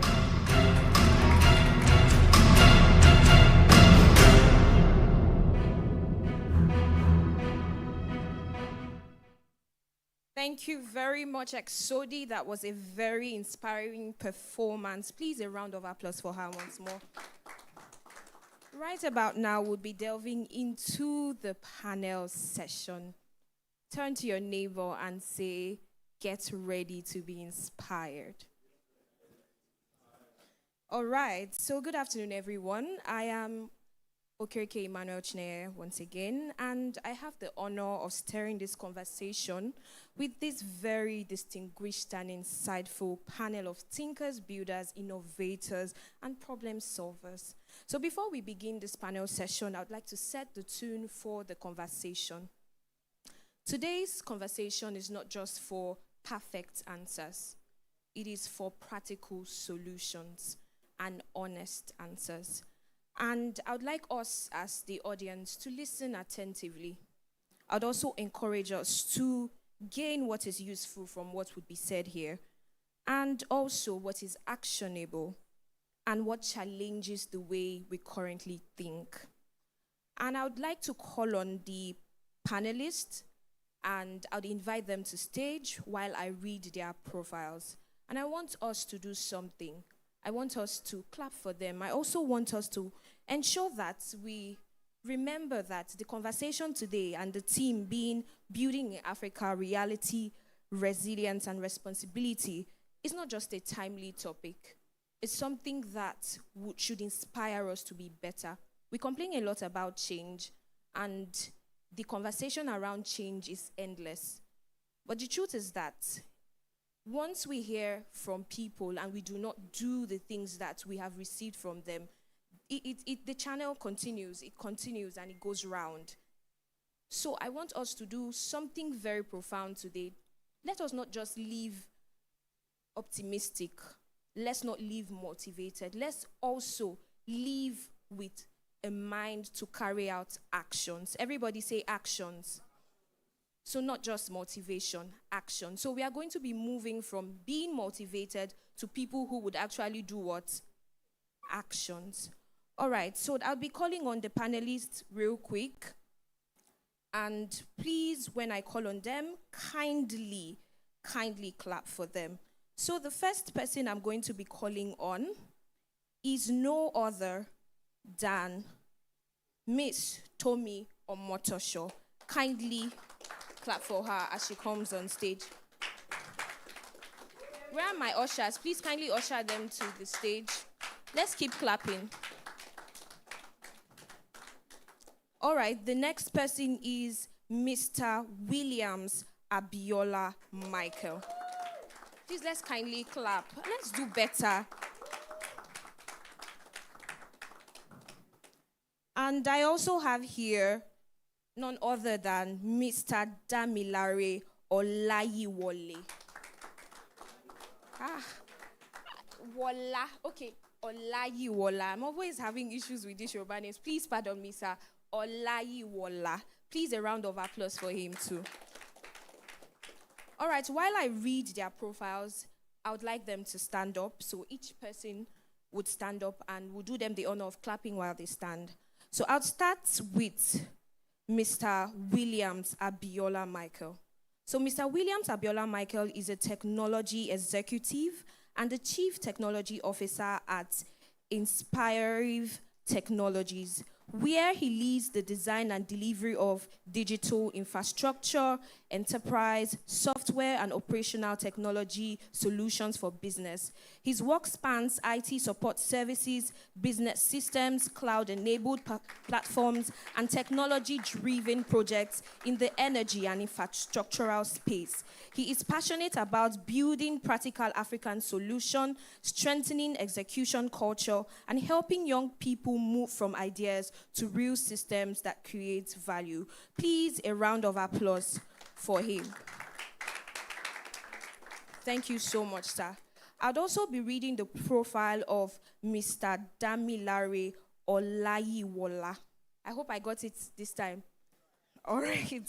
Okay. All right. So Mr. Damilare is a seasoned energy professional with over a decade of experience in the gas, power, and renewable energy space. He combines technical expertise, project execution, commercial insights, and business strategy in a unique way to deliver value to all stakeholders. He has delivered, managed, and commercialized over 2,000 MW of power infrastructure, along with multiple gas projects ranging from pipeline gas to CNG, also CNG, and now LNG. An alumnus of the Obafemi Awolowo University, Damilare holds an MBA and several professional certifications, including CME, PMB, CMRP. These credentials underscore his commitment to excellence in the field. Currently, he leads the Gas and Power Division at the Tetracore Group, where he drives commercial optimization and business development for gas and power assets across Nigeria. Beyond his professional work, Damilare is passionate about giving back to the community. He actively engaged in volunteering and mentoring recent graduates, helping them navigate life beyond academics and fostering the next generation of industry leaders. With a strong focus on both technical proficiency and personal development, Damilare Olayiwole continues to make a significant impact in the energy sector. Please, let's keep clapping. All right. Last but not the least, and the only lady in our panel session. Please, let's give it up. Miss Tomi Omotosho is a lawyer, brand strategist, and communications expert, committed to helping individuals and organizations build with clarity, authenticity, and purpose. With over a decade of experience as a professional event host and storyteller, she has built a reputation for curating meaningful experiences that connect deeply with people and leave lasting impact. Her work sits at the intersection of communication, culture, and community, supporting businesses, faith-based organizations, and creatives in developing brands and systems that are not visible but sustainable. She is the convener of Thrive Conference, a growing platform empowering young people to live audacious, purpose-driven lives, and the founder of Essence and Ember, where she coaches gifted but reserved individuals to find their voice and show up with confidence. Tomi is also the founder of Ayo. Ayo. This Yoruba. I will need to take Ayo. All right. Ayo, a lifestyle brand centered on international living and sensory experiences, creating products and moments that inspire rest, reflection, and joy in the fast-paced world. Her perspective is shaped by her legal training, creative expression, and a deep sense of responsibility to steward influence well. She believes that building in Africa requires more than ambition. It demands resilience, integrity, and intentionality. Please, if you were not clapping, it is a good time to start clapping. Just as I said earlier, I'm privileged to have the honor of steering this conversation, and I want us to follow suit and listen attentively to what we have to say. Thank you so much. The panel session would commence now.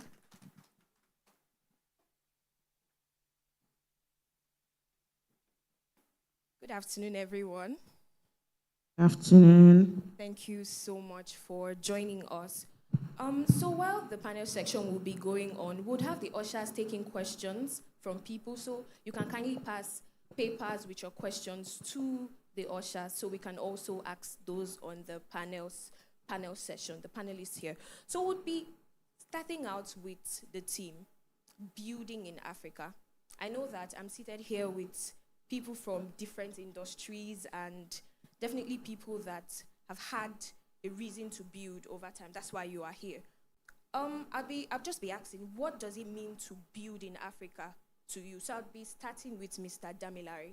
What does it mean to build? From your sector, from your perspective, what does it mean to build in Africa? All right. Good afternoon, everyone. Trust you can hear me. All right. And I hope I'm loud enough. All right. Thank you very much. I always need that sort of feedback. Okay, so for me, I would just say building in Africa really just means getting things done, okay? And when you say getting things done, right, for people that have probably gone through other continents, you realize that getting things done there is a bit easier because, I mean, there's a working system. In fact, if you live in the UK, there's a way you can own a car almost immediately. I mean, you don't need to pay upfront, but in Nigeria here, if you need to own a car, then you might need to do a lot because typically in Nigeria here, we like to pay upfront, right? So that just gives you an idea of what it is to build within the African space. So what you mean is that you have to really figure out everything from ground zero and assume you might not get any support. So what it means is that when you're structuring your business, you are structuring your project, you are looking at it end to end, okay? How do I get it started? How do I raise the fund? Who are the people that I work with and all of that? So you're actually like doing everything yourself. And if you don't get to do that yourself anyways, the project will probably fail in the long run. So that is what it takes in building in Africa, meaning you are putting so much pressure on yourself to get the desired result. Okay? Unlike in other climes where, for example, you might want to build something in Nigeria here now, and you are not even sure of which regulator to go and meet. Then you meet the regulator, and then the regulator is not even sure of what is expected, you are expected to do. Unlike in other climes, things are well defined, everybody knows what to do, and all of that. Also, building in Africa, I'll probably just drop 2 more points so that I can allow other people to speak as well. Also mean that in some cases, like I said, you are unloading the regulator to say, this is what I want to build, let me teach you what I want to build, and then they begin to understand what you're trying to do. Lastly, trying to build in Africa also means that whatever solution you are trying to do, you must take into context our people, right? I mean, we are a unique set of people, 600 million, 1.2 billion, 600 million lacking energy, for example, but they can also pay. So anything you are building that is not really around the masses, it's something you might need to just check. So pricing is, Africa today is extremely sensitive to pricing. So once you are building anything, you are looking at that end game from the start. What price am I landing on? So I'll just keep it at this for now. Thank you. Thank you very much. Please let's clap for him. Thank you. I'll go to Mr. Williams. In your own industry, what does building in Africa mean to you? All right. I hope I'm audible enough. All right. So when it comes to building in Africa, right, we're talking about discipline, we're talking about resilience, and we're talking about consistency, right? When many people think of Africa, what they see is the problems. They see the problems in power, problems in connectivity, problems in infrastructure. And what they fail to see is these gaps are what creates solutions at the end of the day, right? These same gaps in power, connectivity, and all. We look at businesses today. They need internet. They need better systems. They need better workflows and everything, right? I think the youths that we build in the African economy are the ones that are able to focus, right, under imperfect conditions. You must be able to identify a problem that you want to solve, right? You must be able to keep moving, start that process, start it, if possible, start it small, and keep moving, and at the end of the day, you scale up and grow. Thank you very much.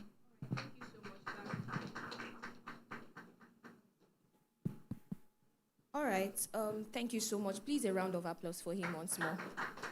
We'll be moving on to Ms. Tomi Omotosho. In your industry, what does it mean to build? Building in Africa precisely. Good afternoon, everyone. I'm going to say that they've already spoken so well. I'm just going to be saying it in other words. Like you said, as is peculiar to my industry. I would say that building means bounce back ability. Permit me to use that word. It means that you recognize that you are in a climb where it seems like everything around seeks out to frustrate your creativity, right? And you have to, whether or not you foresee them, you have to know that those situations and those challenges are going to come, and you have to prepare to be able to bounce back from whatever pitfalls you encounter on the road. For instance, I saw a video online yesterday, and somebody showed selling in 2020 versus selling in 2026. And in 2020, there was a video in front of the person. The person was trying to package an order, and the boss comes and then took away the camera because it shows that you're not paying attention or focusing on what you're supposed to be doing. Then 2026 came where that camera is as more important as what you're packing, because your target audience, your clients, and everybody is now on social media trying to seek out talents and brands that they want to work with. So it means that you have to understand that things are evolving and you have to plan for it.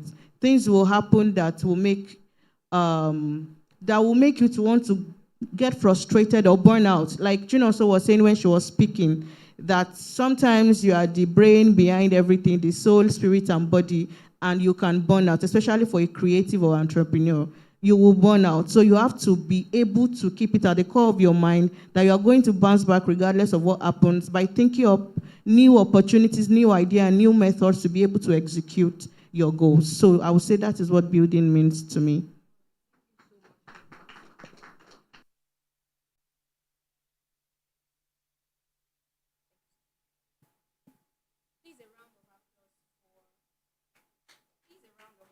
Please, a round of applause for Ms. Tomi Omotosho once again.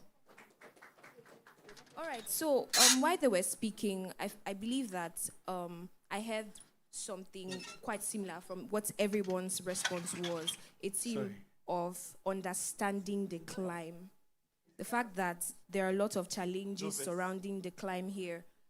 With Africa as a whole, the fact that regulatory bodies, change, policies, and all of that could just disrupt things and just try to keep you unstable. But in all of that, you have to be resilient. You have to find ways to bounce back. You have to find ways to build beyond what you have faced. So thank you so much for that. So now we are going to be asking this.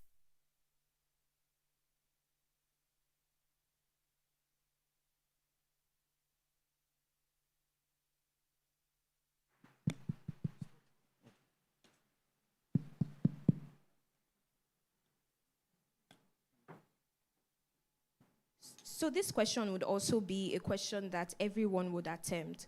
What do you think is the biggest challenge holding back young Africans from building? I know that I want practical answers because I know that it is easy for us to just generalize everything. I would like you to take us through a time in your life where you have faced quite a peculiar challenge building in Nigeria, and what you think is the greatest thing holding back young Nigerians from building in Africa. Because we have a lot of Japa, executors and japa. Everybody wants to japa. You ask somebody to invest in Nigeria, try to build a brand with you. You call on your friends, oh, let's try to build a company here in Nigeria. They're like, no, I already have Canada plans. I have Canada plans. My eyes are set somewhere. I'm so sorry. I'm gathering my money for my visa. You hear things like that. It's peculiar amongst us. You call your friend, oh, let's secure a property, let's start a real estate business, or let's do the, you say, real estate does not, they'll soon call you a tifo. You'll be doing matters in the police. You get, so I want us to talk about that. So I'll start with Mr. Williams. I'd want you to give us a practical time in your life and the setback you have faced, something peculiar to us, and how you are able to do that, and what you think is the greatest challenge holding back Africans, young Africans, from building in Africa. All right, so I will come up with a couple of points, right? Then I will finalize it with an example that I faced, right? All right, so first I will say one of the things holding young Africans back, right, is not lack of idea, right? I would say in Africa today we have lots of ideas, there's idea everywhere, but many people stop too early, and that is because they are waiting for the perfect conditions, they are waiting for perfect financing, they are waiting for the perfect team, even perfect timing. But in Africa today, like I said earlier, to build, you must be resilient and you must be willing to even start small if possible and scale up. Another thing I would say is holding Africans back is they tend to compare themselves to other people. Most people like to see, on social media especially, they see the benefits that come with success, they see success, see successful people, but they do not know the work that goes into driving an idea from the idea stage to execution, right? So one last thing I would say is comfort, right? First, I would say I'm not trying to glorify burnout, right? I would say most young Africans today, at the slightest inconvenience, they are ready to stop and throw everything out of the window. Part of the work we do at Inspo Technologies, right? We are supposed to work with a client, right? And we're supposed to automate their CNG facility. And on getting there, we inspected the facility. We saw that some of the mapping points could not even be captured automatically. And yes, this is not a comfortable environment, and it doesn't even, it made it very hard for us to start. And instead of us backing out of that job, what do? We had to start some manual processes that did manual entry. We had to start with manual entry, even though it was rough, but at least we did not back out. We started first. And in the long run, we did a long-term solution that fully automated the whole facility. So basically, what I'm trying to say is, it brings me back to resilience. Young Africans have to be very resilient. They will go through lots of challenge, but you must be willing to build in an imperfect environment. Thank you. Thank you so much. Thank you so much for that. Please, a round of applause for that. I like that last part. You must be willing to build in an imperfect environment. Because the truth is that I would want to agree with what he has said. A lot of us like soft life. I am the chief minister of soft life. I must say sometimes that you need to relieve yourself of some comforts to actually build. You need to be resilient. You need to withhold some benefits and then keep it for later while you build. So thank you so much for that. Thank you. I'd like Ms. Tommy rather to talk more on that point, because I know that there are other challenges that we face and there are other reasons that would hold young people from building in Africa. So I'd want you to speak on that further. Thank you. So I'm going to speak on 2 points. I believe that you already also touched on them, but I want to bring another perspective. So one thing I'm going to say is that I feel like young people, young Africans, we over-romanticize clarity. So you see somebody who has a beautiful idea and say, I want to do this. The idea is beautiful. And they say, I still need clarity. I need to do this, I need to do that. They think that they are going to get all the clarity that they need before it gets to execution stage. But one thing about clarity is that it never meets you while you're still sitting and drafting out the plans. Because if you continue to work on it, you continue to see better ways to doing it. For instance, when I was going to launch my home fragrance brand, and in fact, it didn't start out to be that. And I started to write out the ideas, what I want to do, the kind of brand I wanted to build.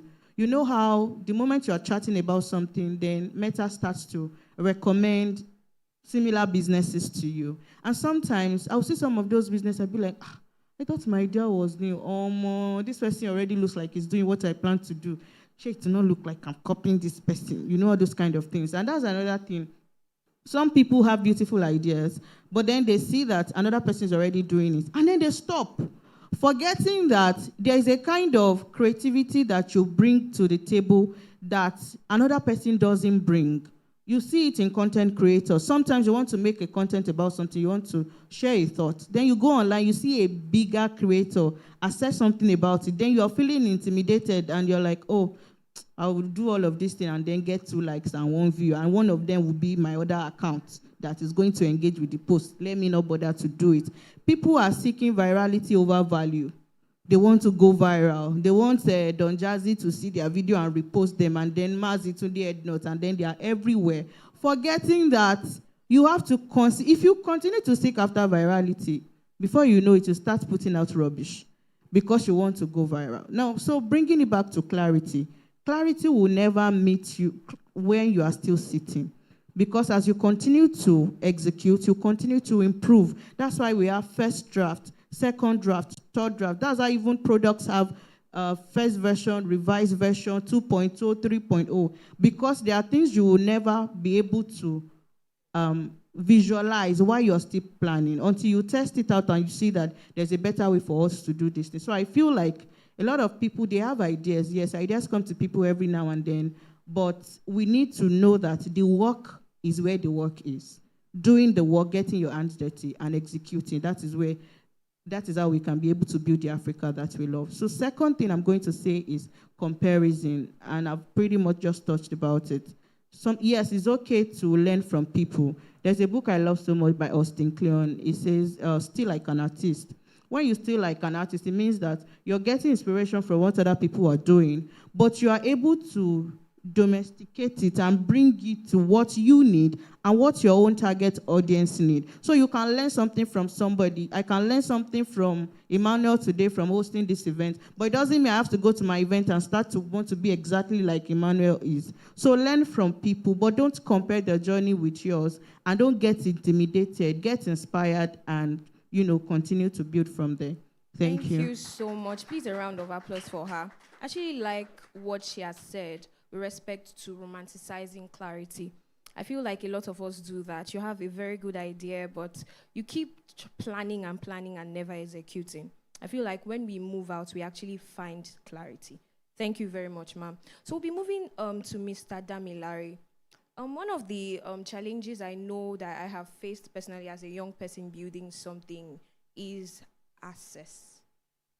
Access to funds, access to the right people, to the right people I need to move things, access to a lot of things. I would say that access to funds primarily, and then to people who I need to move things forward.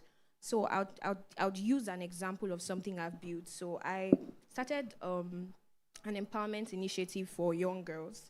And I would go to young girls, teach them skills, give out certificates, give out some materials too for the skills. And I remember that one time I met a certain commissioner, and I had written to him, I had said a lot of things, they said write, they said do this, and I did all of that, and he didn't come, and he didn't do anything. And then I know that it was really heartbreaking because I expected that he would come. I met one-on-one with him. I was at an event too that I volunteered for. I was introduced to him, I spoke to him, and he said, write to me, write to my ministry. And I spoke to his PA, I kept following up and everything, and nobody showed up. And they didn't send a representative, they said nothing to me. So imagine other young persons who have had a reason to build something, looking for access, opportunities. I mean, for what I was building, he was quite very significant because he was going to bring something I didn't have, the funds to actually help the people that need help. I wasn't looking for money for myself. I was looking at him, seeing the problem that I have seen, and knowing that, oh, this is his sector, this is his field, he could do a bigger, he could make it bigger, he could make this impact bigger. That was all what I was looking for. A platform to show him the problem that I have found that he needs to step into to fix as the government. And I didn't have access to that. So what would you say about this challenge? How can a young person building in Nigeria move over the challenge of finding access and opportunities to actually scale up their visions? Thank you. All right. I don't even know where to start from. Okay. So I just realized that we are friends somehow. Okay. So I'll just quickly say things about funding. Okay. I think Femi Otedola put it, no, is it Femi Otedola? Yes. Then also corroborated by Mr. Tony Elumelu, right? For everything you want to do, the most important thing is how do you do capital formation? Very important.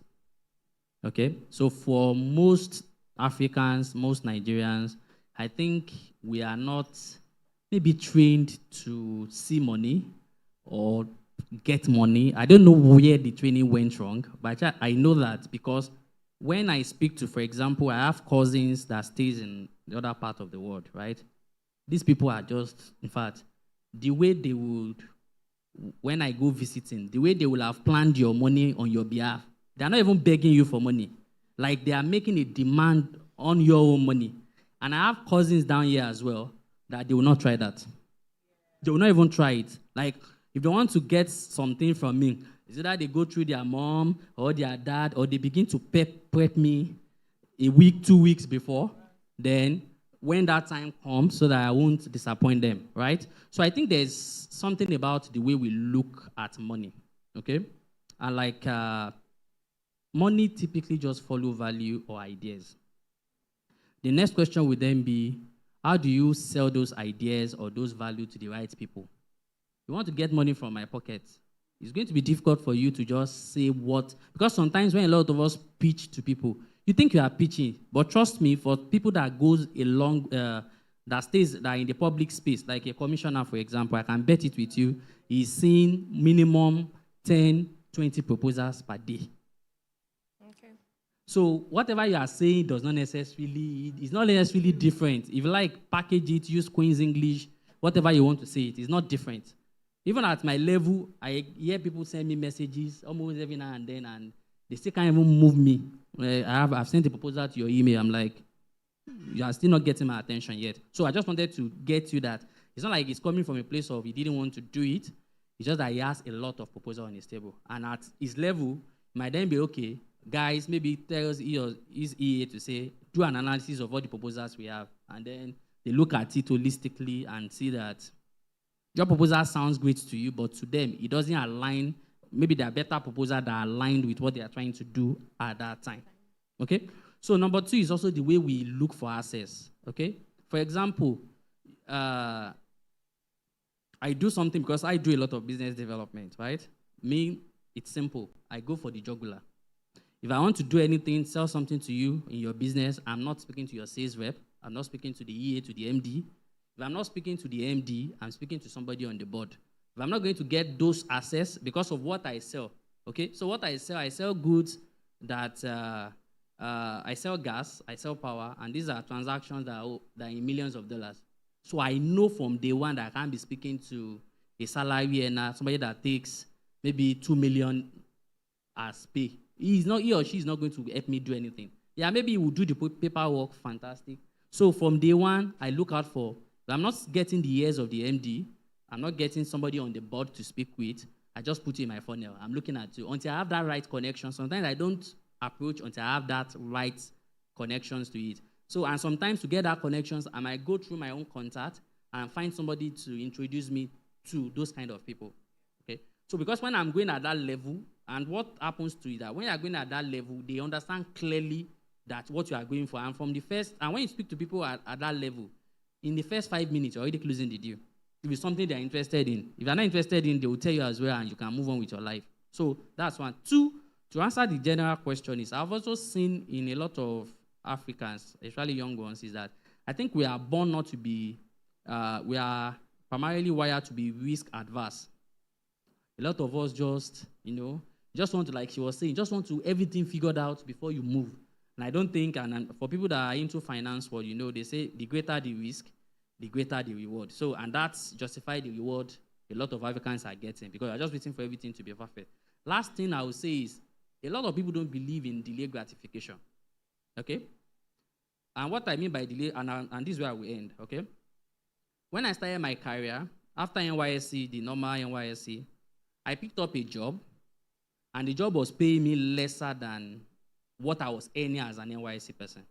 During my own time, NYSC was 19,800, so it's a public knowledge. Imagine finishing NYSC, traveling to another location for a job, and you're earning less than 19,800.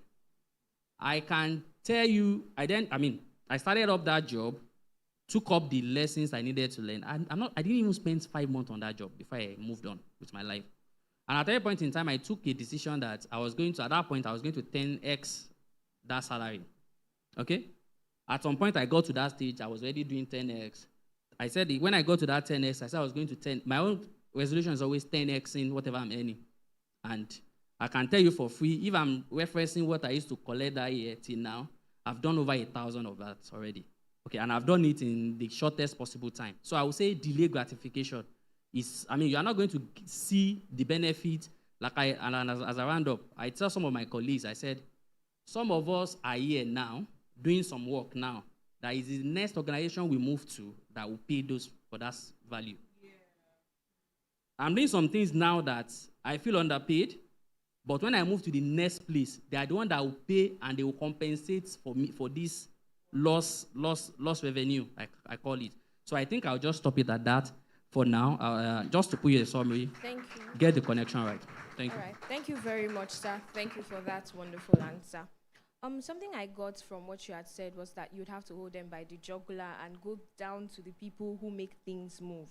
So I want to talk to Mr. Williams about this. Please, sir, how then do young people get to those people who make things move?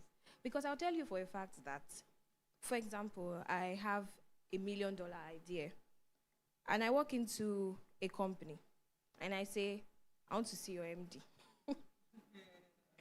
As a young person, because those are the people who would definitely make things move. I would definitely meet a receptionist and she'll be like, do you have an appointment? Who do you know? So sometimes these things are a problem, especially to young Africans, because I'm going to speak for myself and I know that most of us too have faced similar things. There are people who I know, young people who are building things that are mind-blowing.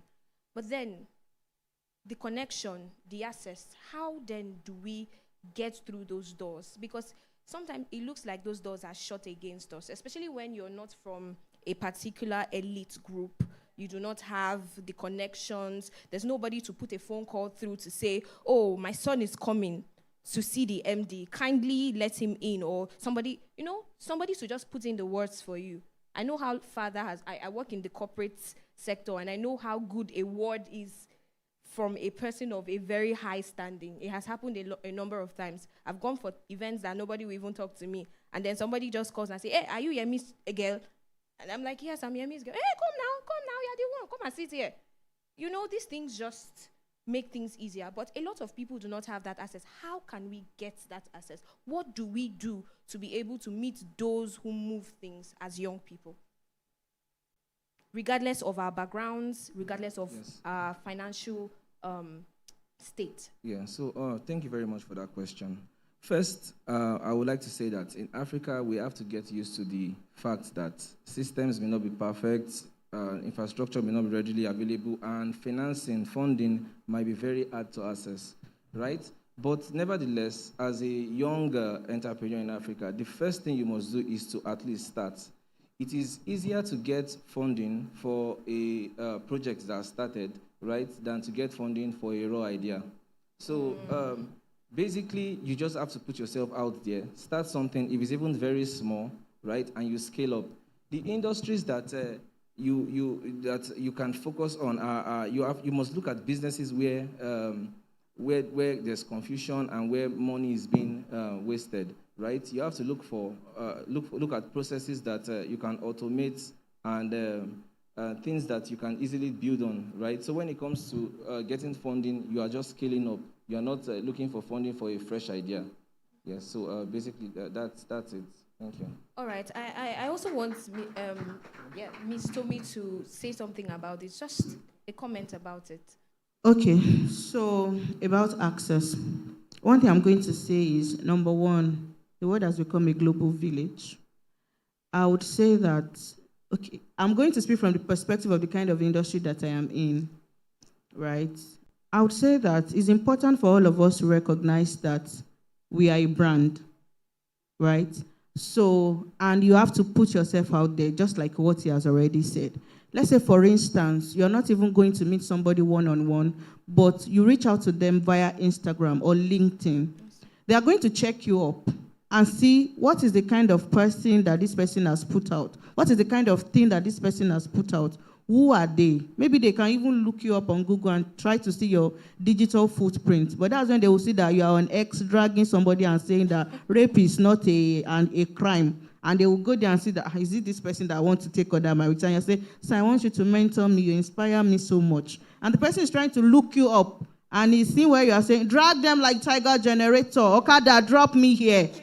And the person will say, sure, now this person I want. And that thing happened recently. It sounds like a funny example, but it happened recently on X. I think it was Tunde Onokoya that was trying to do a certain giveaway. Then he saw that the guy that was seeking for the opportunity, he had put out a particular tweet that does not align with his, and that's how he lost out that opportunity. So I would say that take yourself seriously as a brand. What are you putting out? What value are you giving? It may not come quick, but over time, you have to know that you have to invest in yourself so that later you can reap the reward. For instance, when we're going to do the first edition of Thrive Conference, and I needed speakers, these are people that I could not see just anyway. I didn't have any connection with them. I didn't have any access. It was just over time, there were some of them that I had engaged with their posts.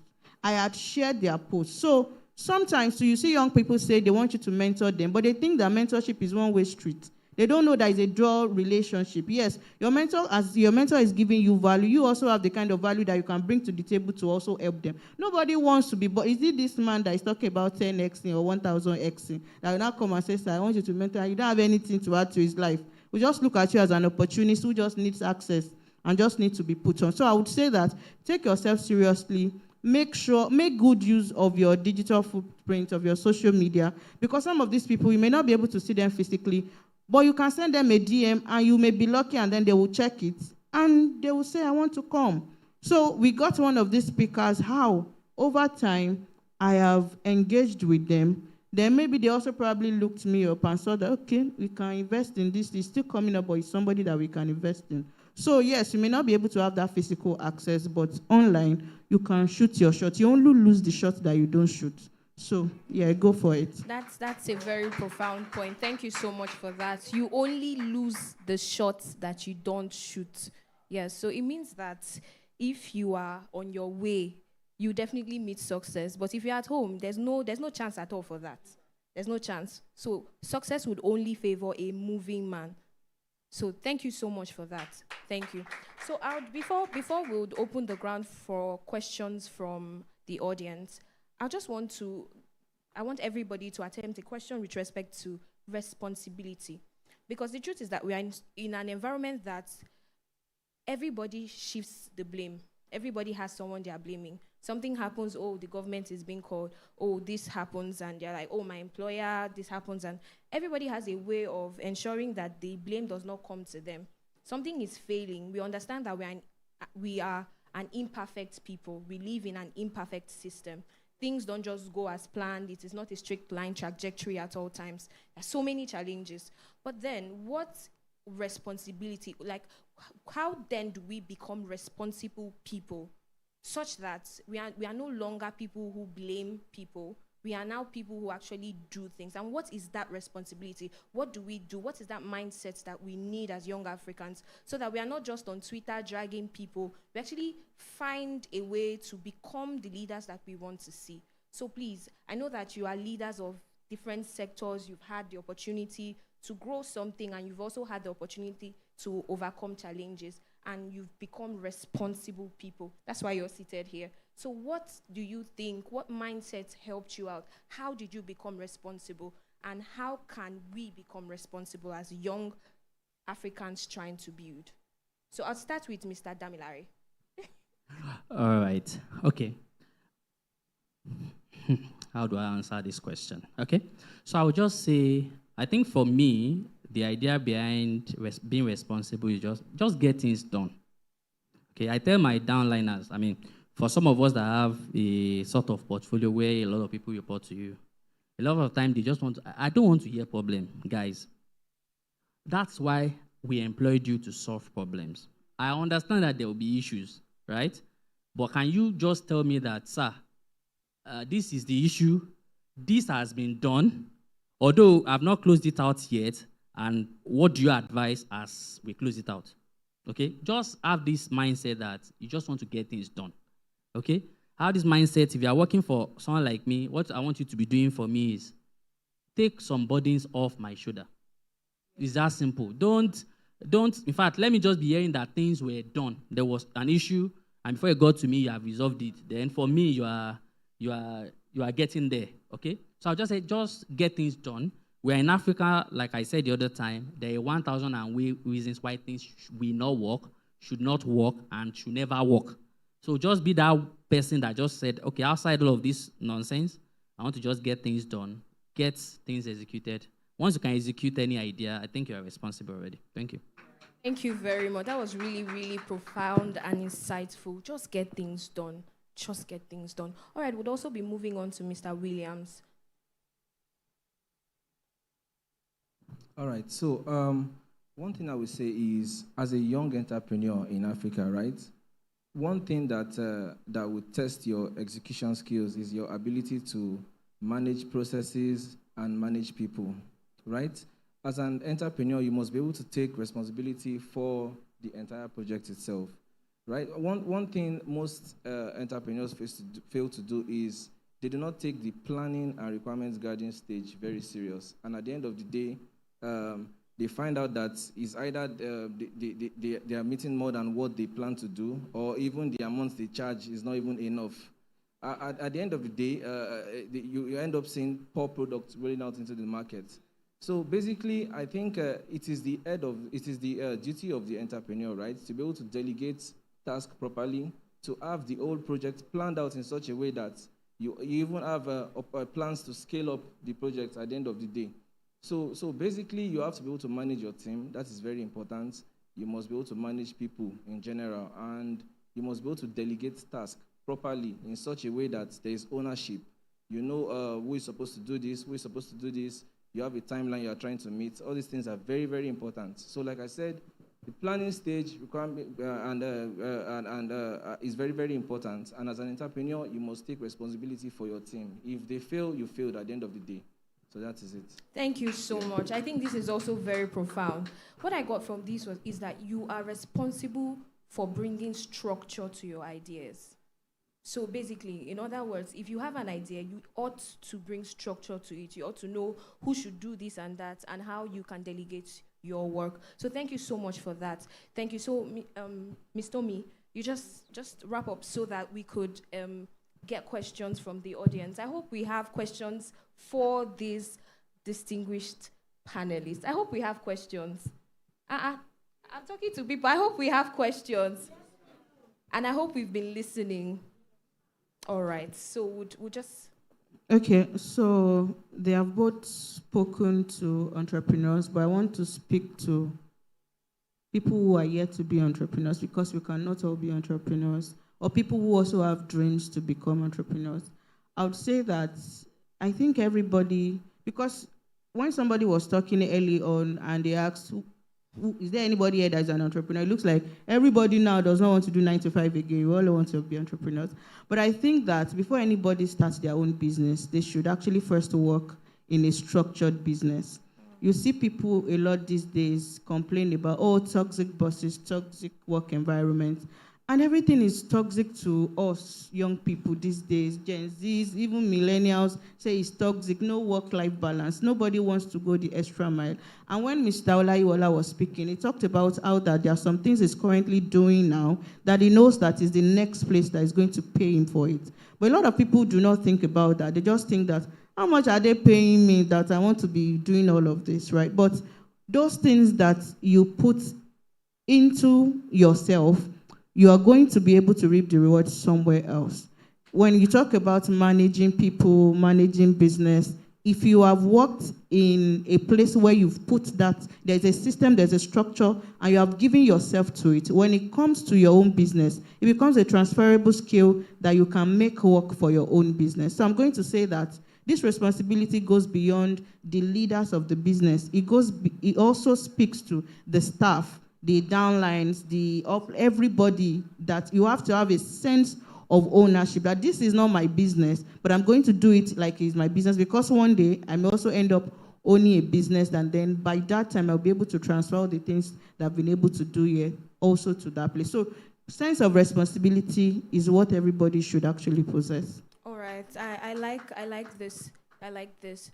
So what I got from this particular comment is that we also need to be people who are ready to be teachable, to attach ourselves to people who already have structure and learn from them. A place of tutelage, a place of you actually trying to learn, not just trying to stand on your own without first meeting a person who has gone this far in your own field and trying to learn the ropes from that person, just so that you can know how to go about whatever you want to do. So thank you so much for that. So now that we are all responsible people, and we have also heard about the realities that young Africans face and how we can navigate around that, I want us to take what every speaker has said to heart and actually use it in our lives, because we could all just collect wisdom and everything, but until we start to do, it doesn't profit us.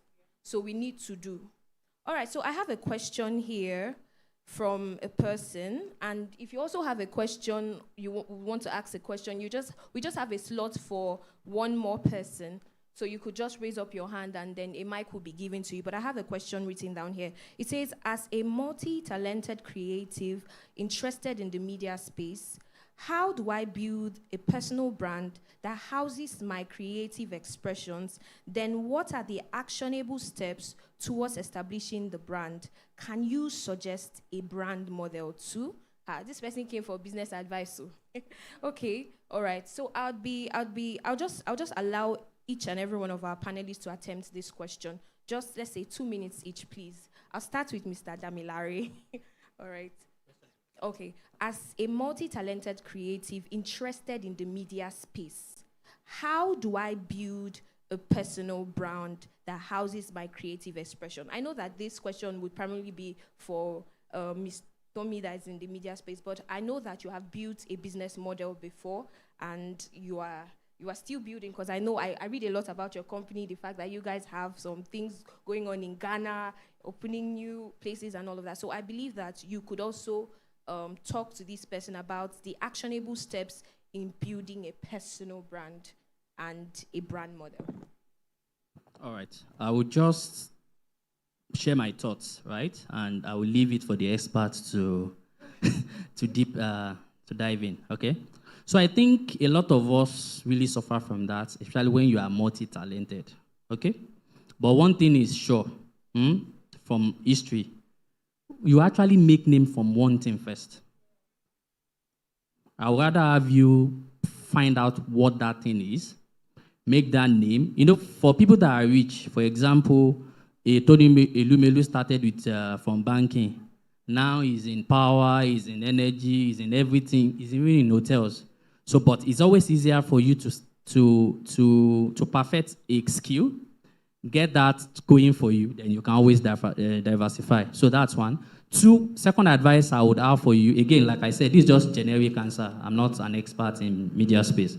Is I also think that there's a power of mentorship. And I also advise you, please save up to do paid mentorship. Please save up, okay? I know some people, for example, I have mentors that I paid for, right?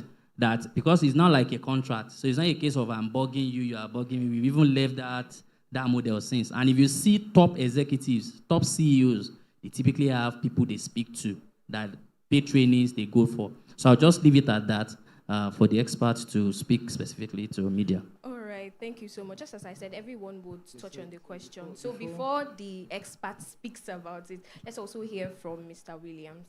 All right, so I would say the media space is a very competitive space, right? And like Damilare said, you have to have a clear plan. You must pick what you want to do, right? But from the IT perspective now, I would say you also have to work with a lot of analytical tools. You must take social media as your best friend, because if you are going to go into the media space, you want to put yourself out there. You don't want to be shy. You want to be on all social medias. And at the same time, you want to use analytical tools, because when you are in the media space, you must be able to know your interactions with people. You must be able to monitor those interactions, right? And see who is following up, especially on your posts. I'm using social media as a case study now. So basically, you have to be on all social media. You have to have good content. That is very, very important. Very, very great content. And at the end of the day, you must be resilient, because social media especially, will test you. You can open your, maybe you put a content today and you're seeing like 100 abusive comments. You must have resilience to keep pushing, because most of the successful artists we see out there and media personnel, they started very, very small. They've gone through a lot of abuse before they became what you are seeing today. So definitely resilience is a very key point. So I'll let you take over now. All right, thank you so much. Please, a round of applause for Mr. Williams. Resilience. All right. Okay. The experts in this sector. Please, that question again. There's a particular part of the question I wanted to hear. Okay. What part?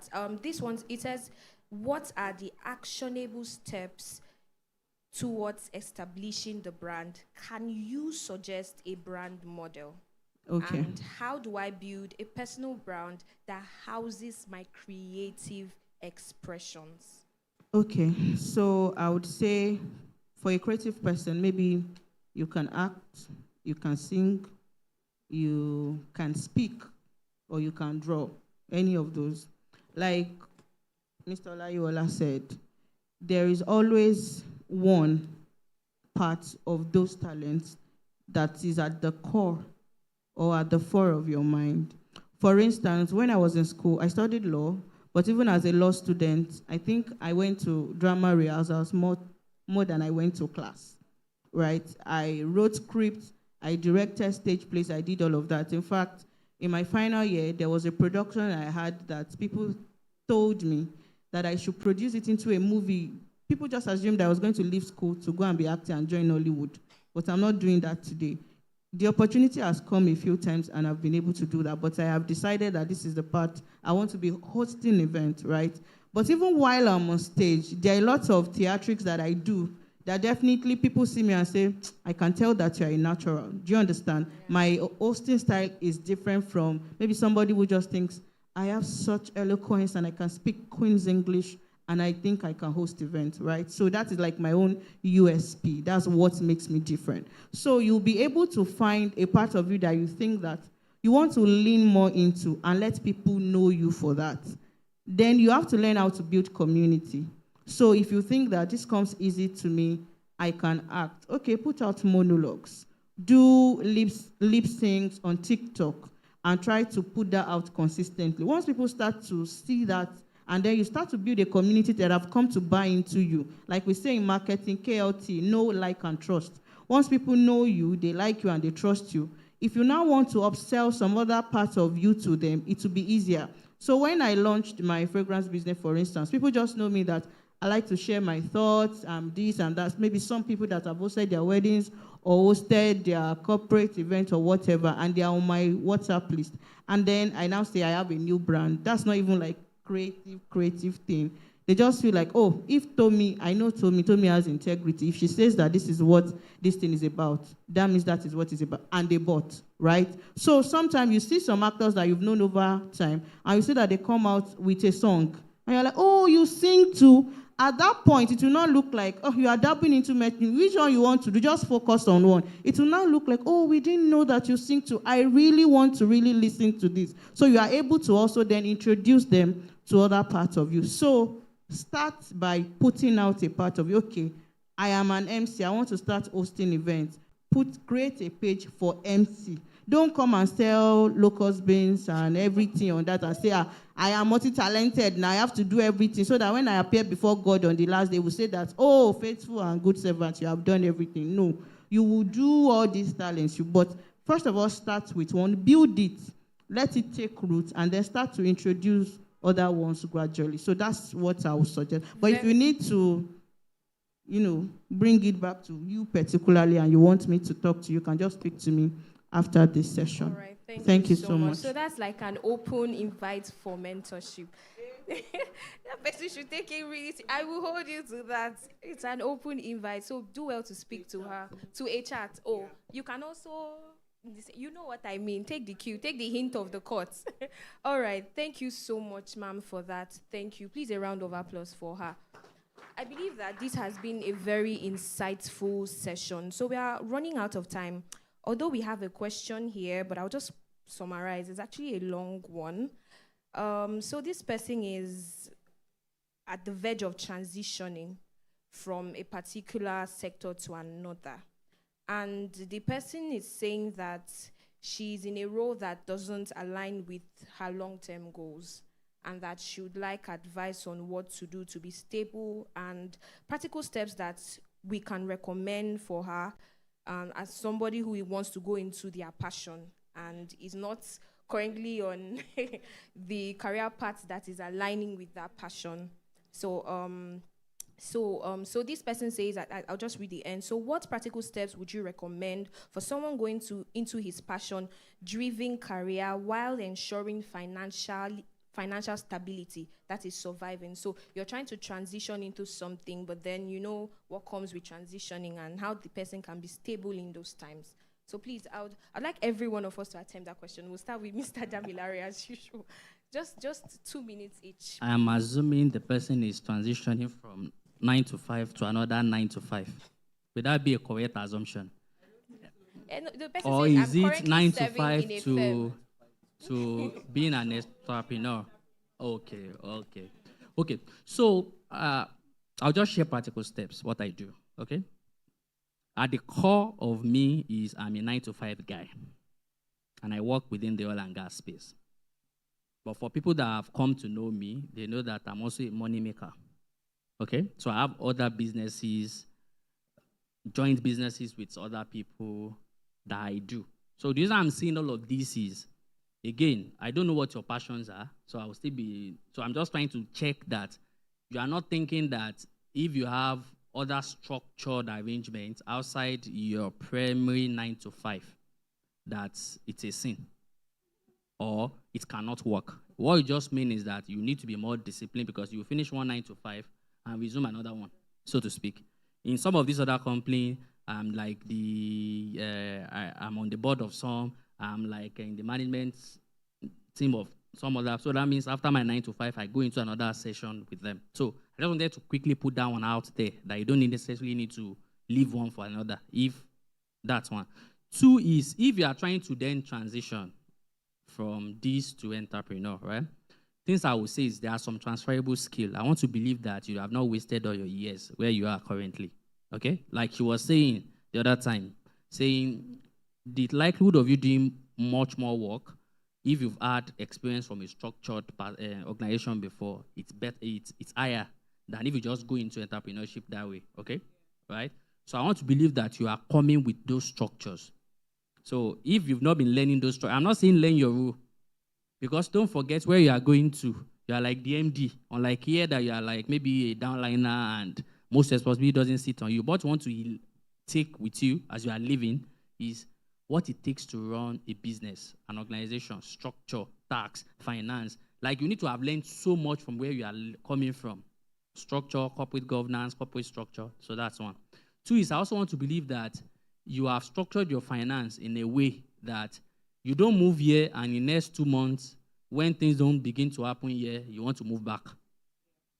So what you mean is that I want to believe that you've been planning your finance all along such a way that my former Oga will say, ensure if you're a salary earner, if they decide to stop your salary today, you don't go into what he calls chronic unease, at least for the next 6 months. That is, I'm not going to stop doing what I've been doing before if they stop my salary today, at least for the next 6 months, right? So you want to ensure that you have that base. Yes, I've seen a lot of people move out to this other side and they're moving back. And when you're moving back, you are now coming in at a messy, anything you see at that point is because you are cash strapped, okay? So that's it. Then the last thing I would just advise you is that please know that you are moving to a place of higher risk, unlike before. Let me just say this in Yoruba. Ogata, Ogauta, Uwala. What this means is that at the end of whether it's 25th or 30th your company use, they would pay you, even if they are gone to the bank to borrow the money to pay you your own salary, right? Where you are going, if you don't put in the works, nothing is coming out, sir. Amma. So I think those are just things I would advise. And lastly, I'm always big on find people that have done it before. Find people that have moved, that have transitioned. They can help you along, advise you better. Especially if you are going to an industry that, a lot of industries are well developed within this within this country, right? Find people that you can speak to. So don't go there. Don't forget where you are coming from. You are coming from a structured place, right, as a wrap-up. Don't go there and be doing experiments. Move there with a lot of clarity and purpose. So you are not like a regular entrepreneur that just left school and want to start trying things. You are coming, you probably have, for example, if you are like in some of our shoes, you probably have a lifestyle already. You have bills you are supposed to pay. So you have to go there and succeed in the shortest possible time. Thank you. A round of applause for him. All right, so just 1 minute each. We're already out of time. So, Sir Williams, would you want to comment on that too? Yeah, I'll just keep in a minute. I'll just keep my response short because basically Damilare has said everything. I would just say, in addition to what he has said, right, and based on the question, one thing I like to advise young people, right, is to ensure that you work in a job or a sector that excites you. At the end of the day, you cannot just dive into something that doesn't excite you, right? So why I'm saying this is, at the end of the day, when you are facing burnout, it will be easier to face burnout in a sector that excites you, you love the job at the end of the day, than to face burnout in where it doesn't even excite you in the first place. Then one other thing is, if you have proper time management skills, you can even juggle both jobs together, run your 9 to 5, and at the same time, you are still building your business. Then lastly, before you leave your 9 to 5, you must know that this is what feeds you, and you must keep that in your mind. And you must have a very clear plan that you want to go into before you just quit your 9 to 5 and delve into it. So that's very important. All right, thank you so much. That was very insightful. Thank you so much. Miss Tommy, all right. So thank you so much. We have come to the end of this session. I hope you have been inspired. A round of applause, please. This lovely panelists. Thank you so much, everybody. I want to really say thank you. Personally, I have learned so much. And thank you once again for giving me the privilege to stir the conversations. And to the audience, I want to say, please, ensure that you are doing and not just listening. So moving on from here, you are not just motivated, but you are moved to work. You're moved to take action plans that would yield results in building Africa in general. Thank you so much. A round of applause for your...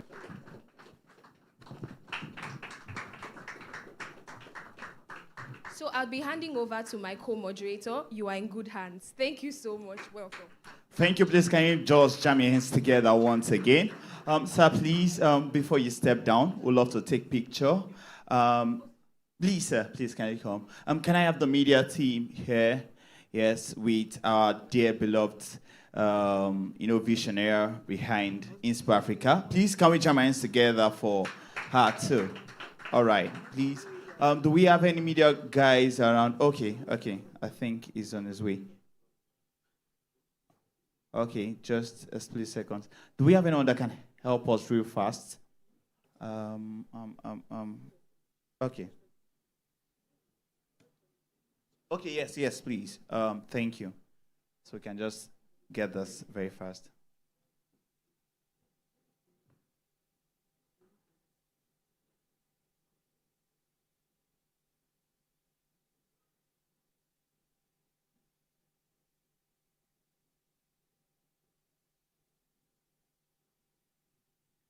Please, can we have the speakers to please kindly come forward, please? I'm sorry. Yes. Thank you. Thank you. You're welcome. Yeah. Okay. Can you adjust a bit? All right. It's okay.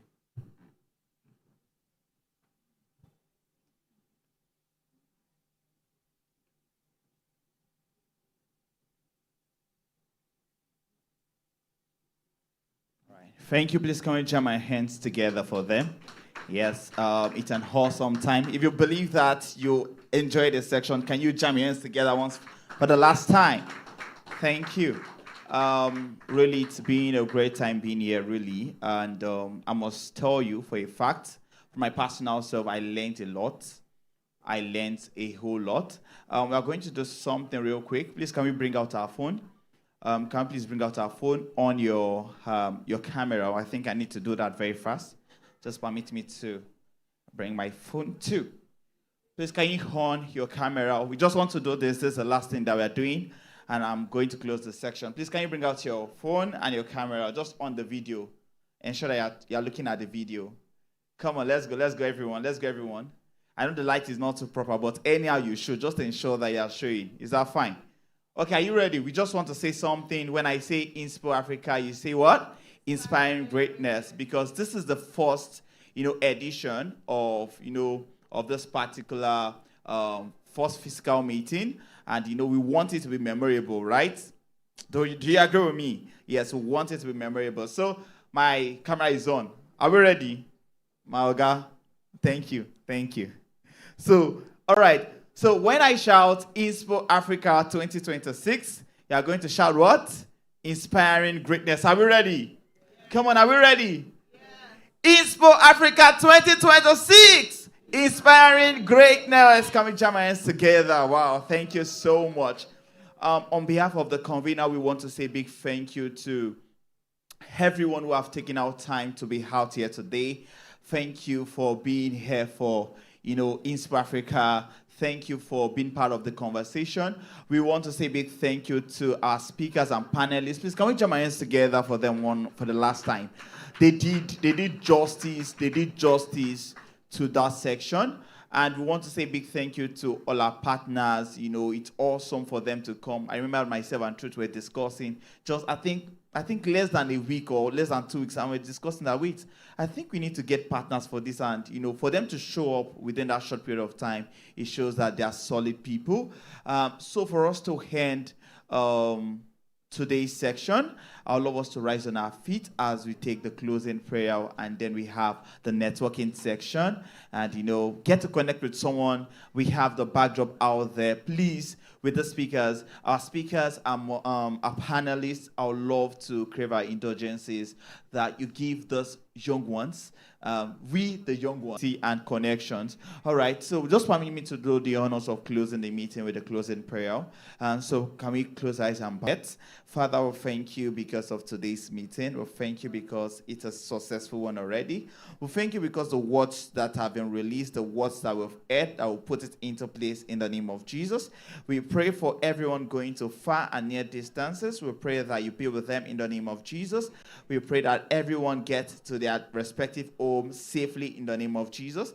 And by the time that we are coming here the next year, that we're going to be having Inspo Africa 2027, we are coming bigger and better in the name of Jesus. For in Jesus' wonderful name we have prayed.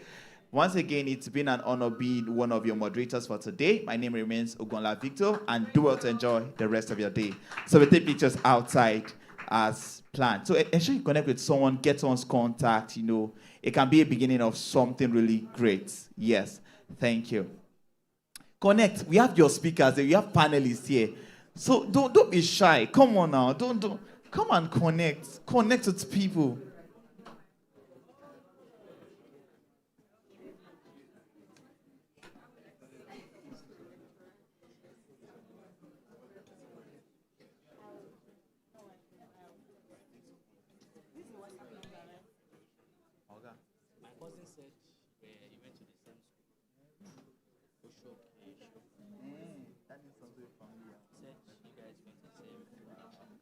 Yes, I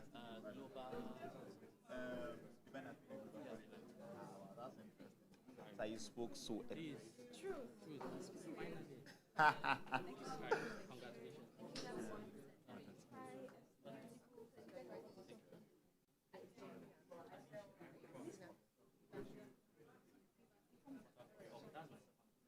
Wow.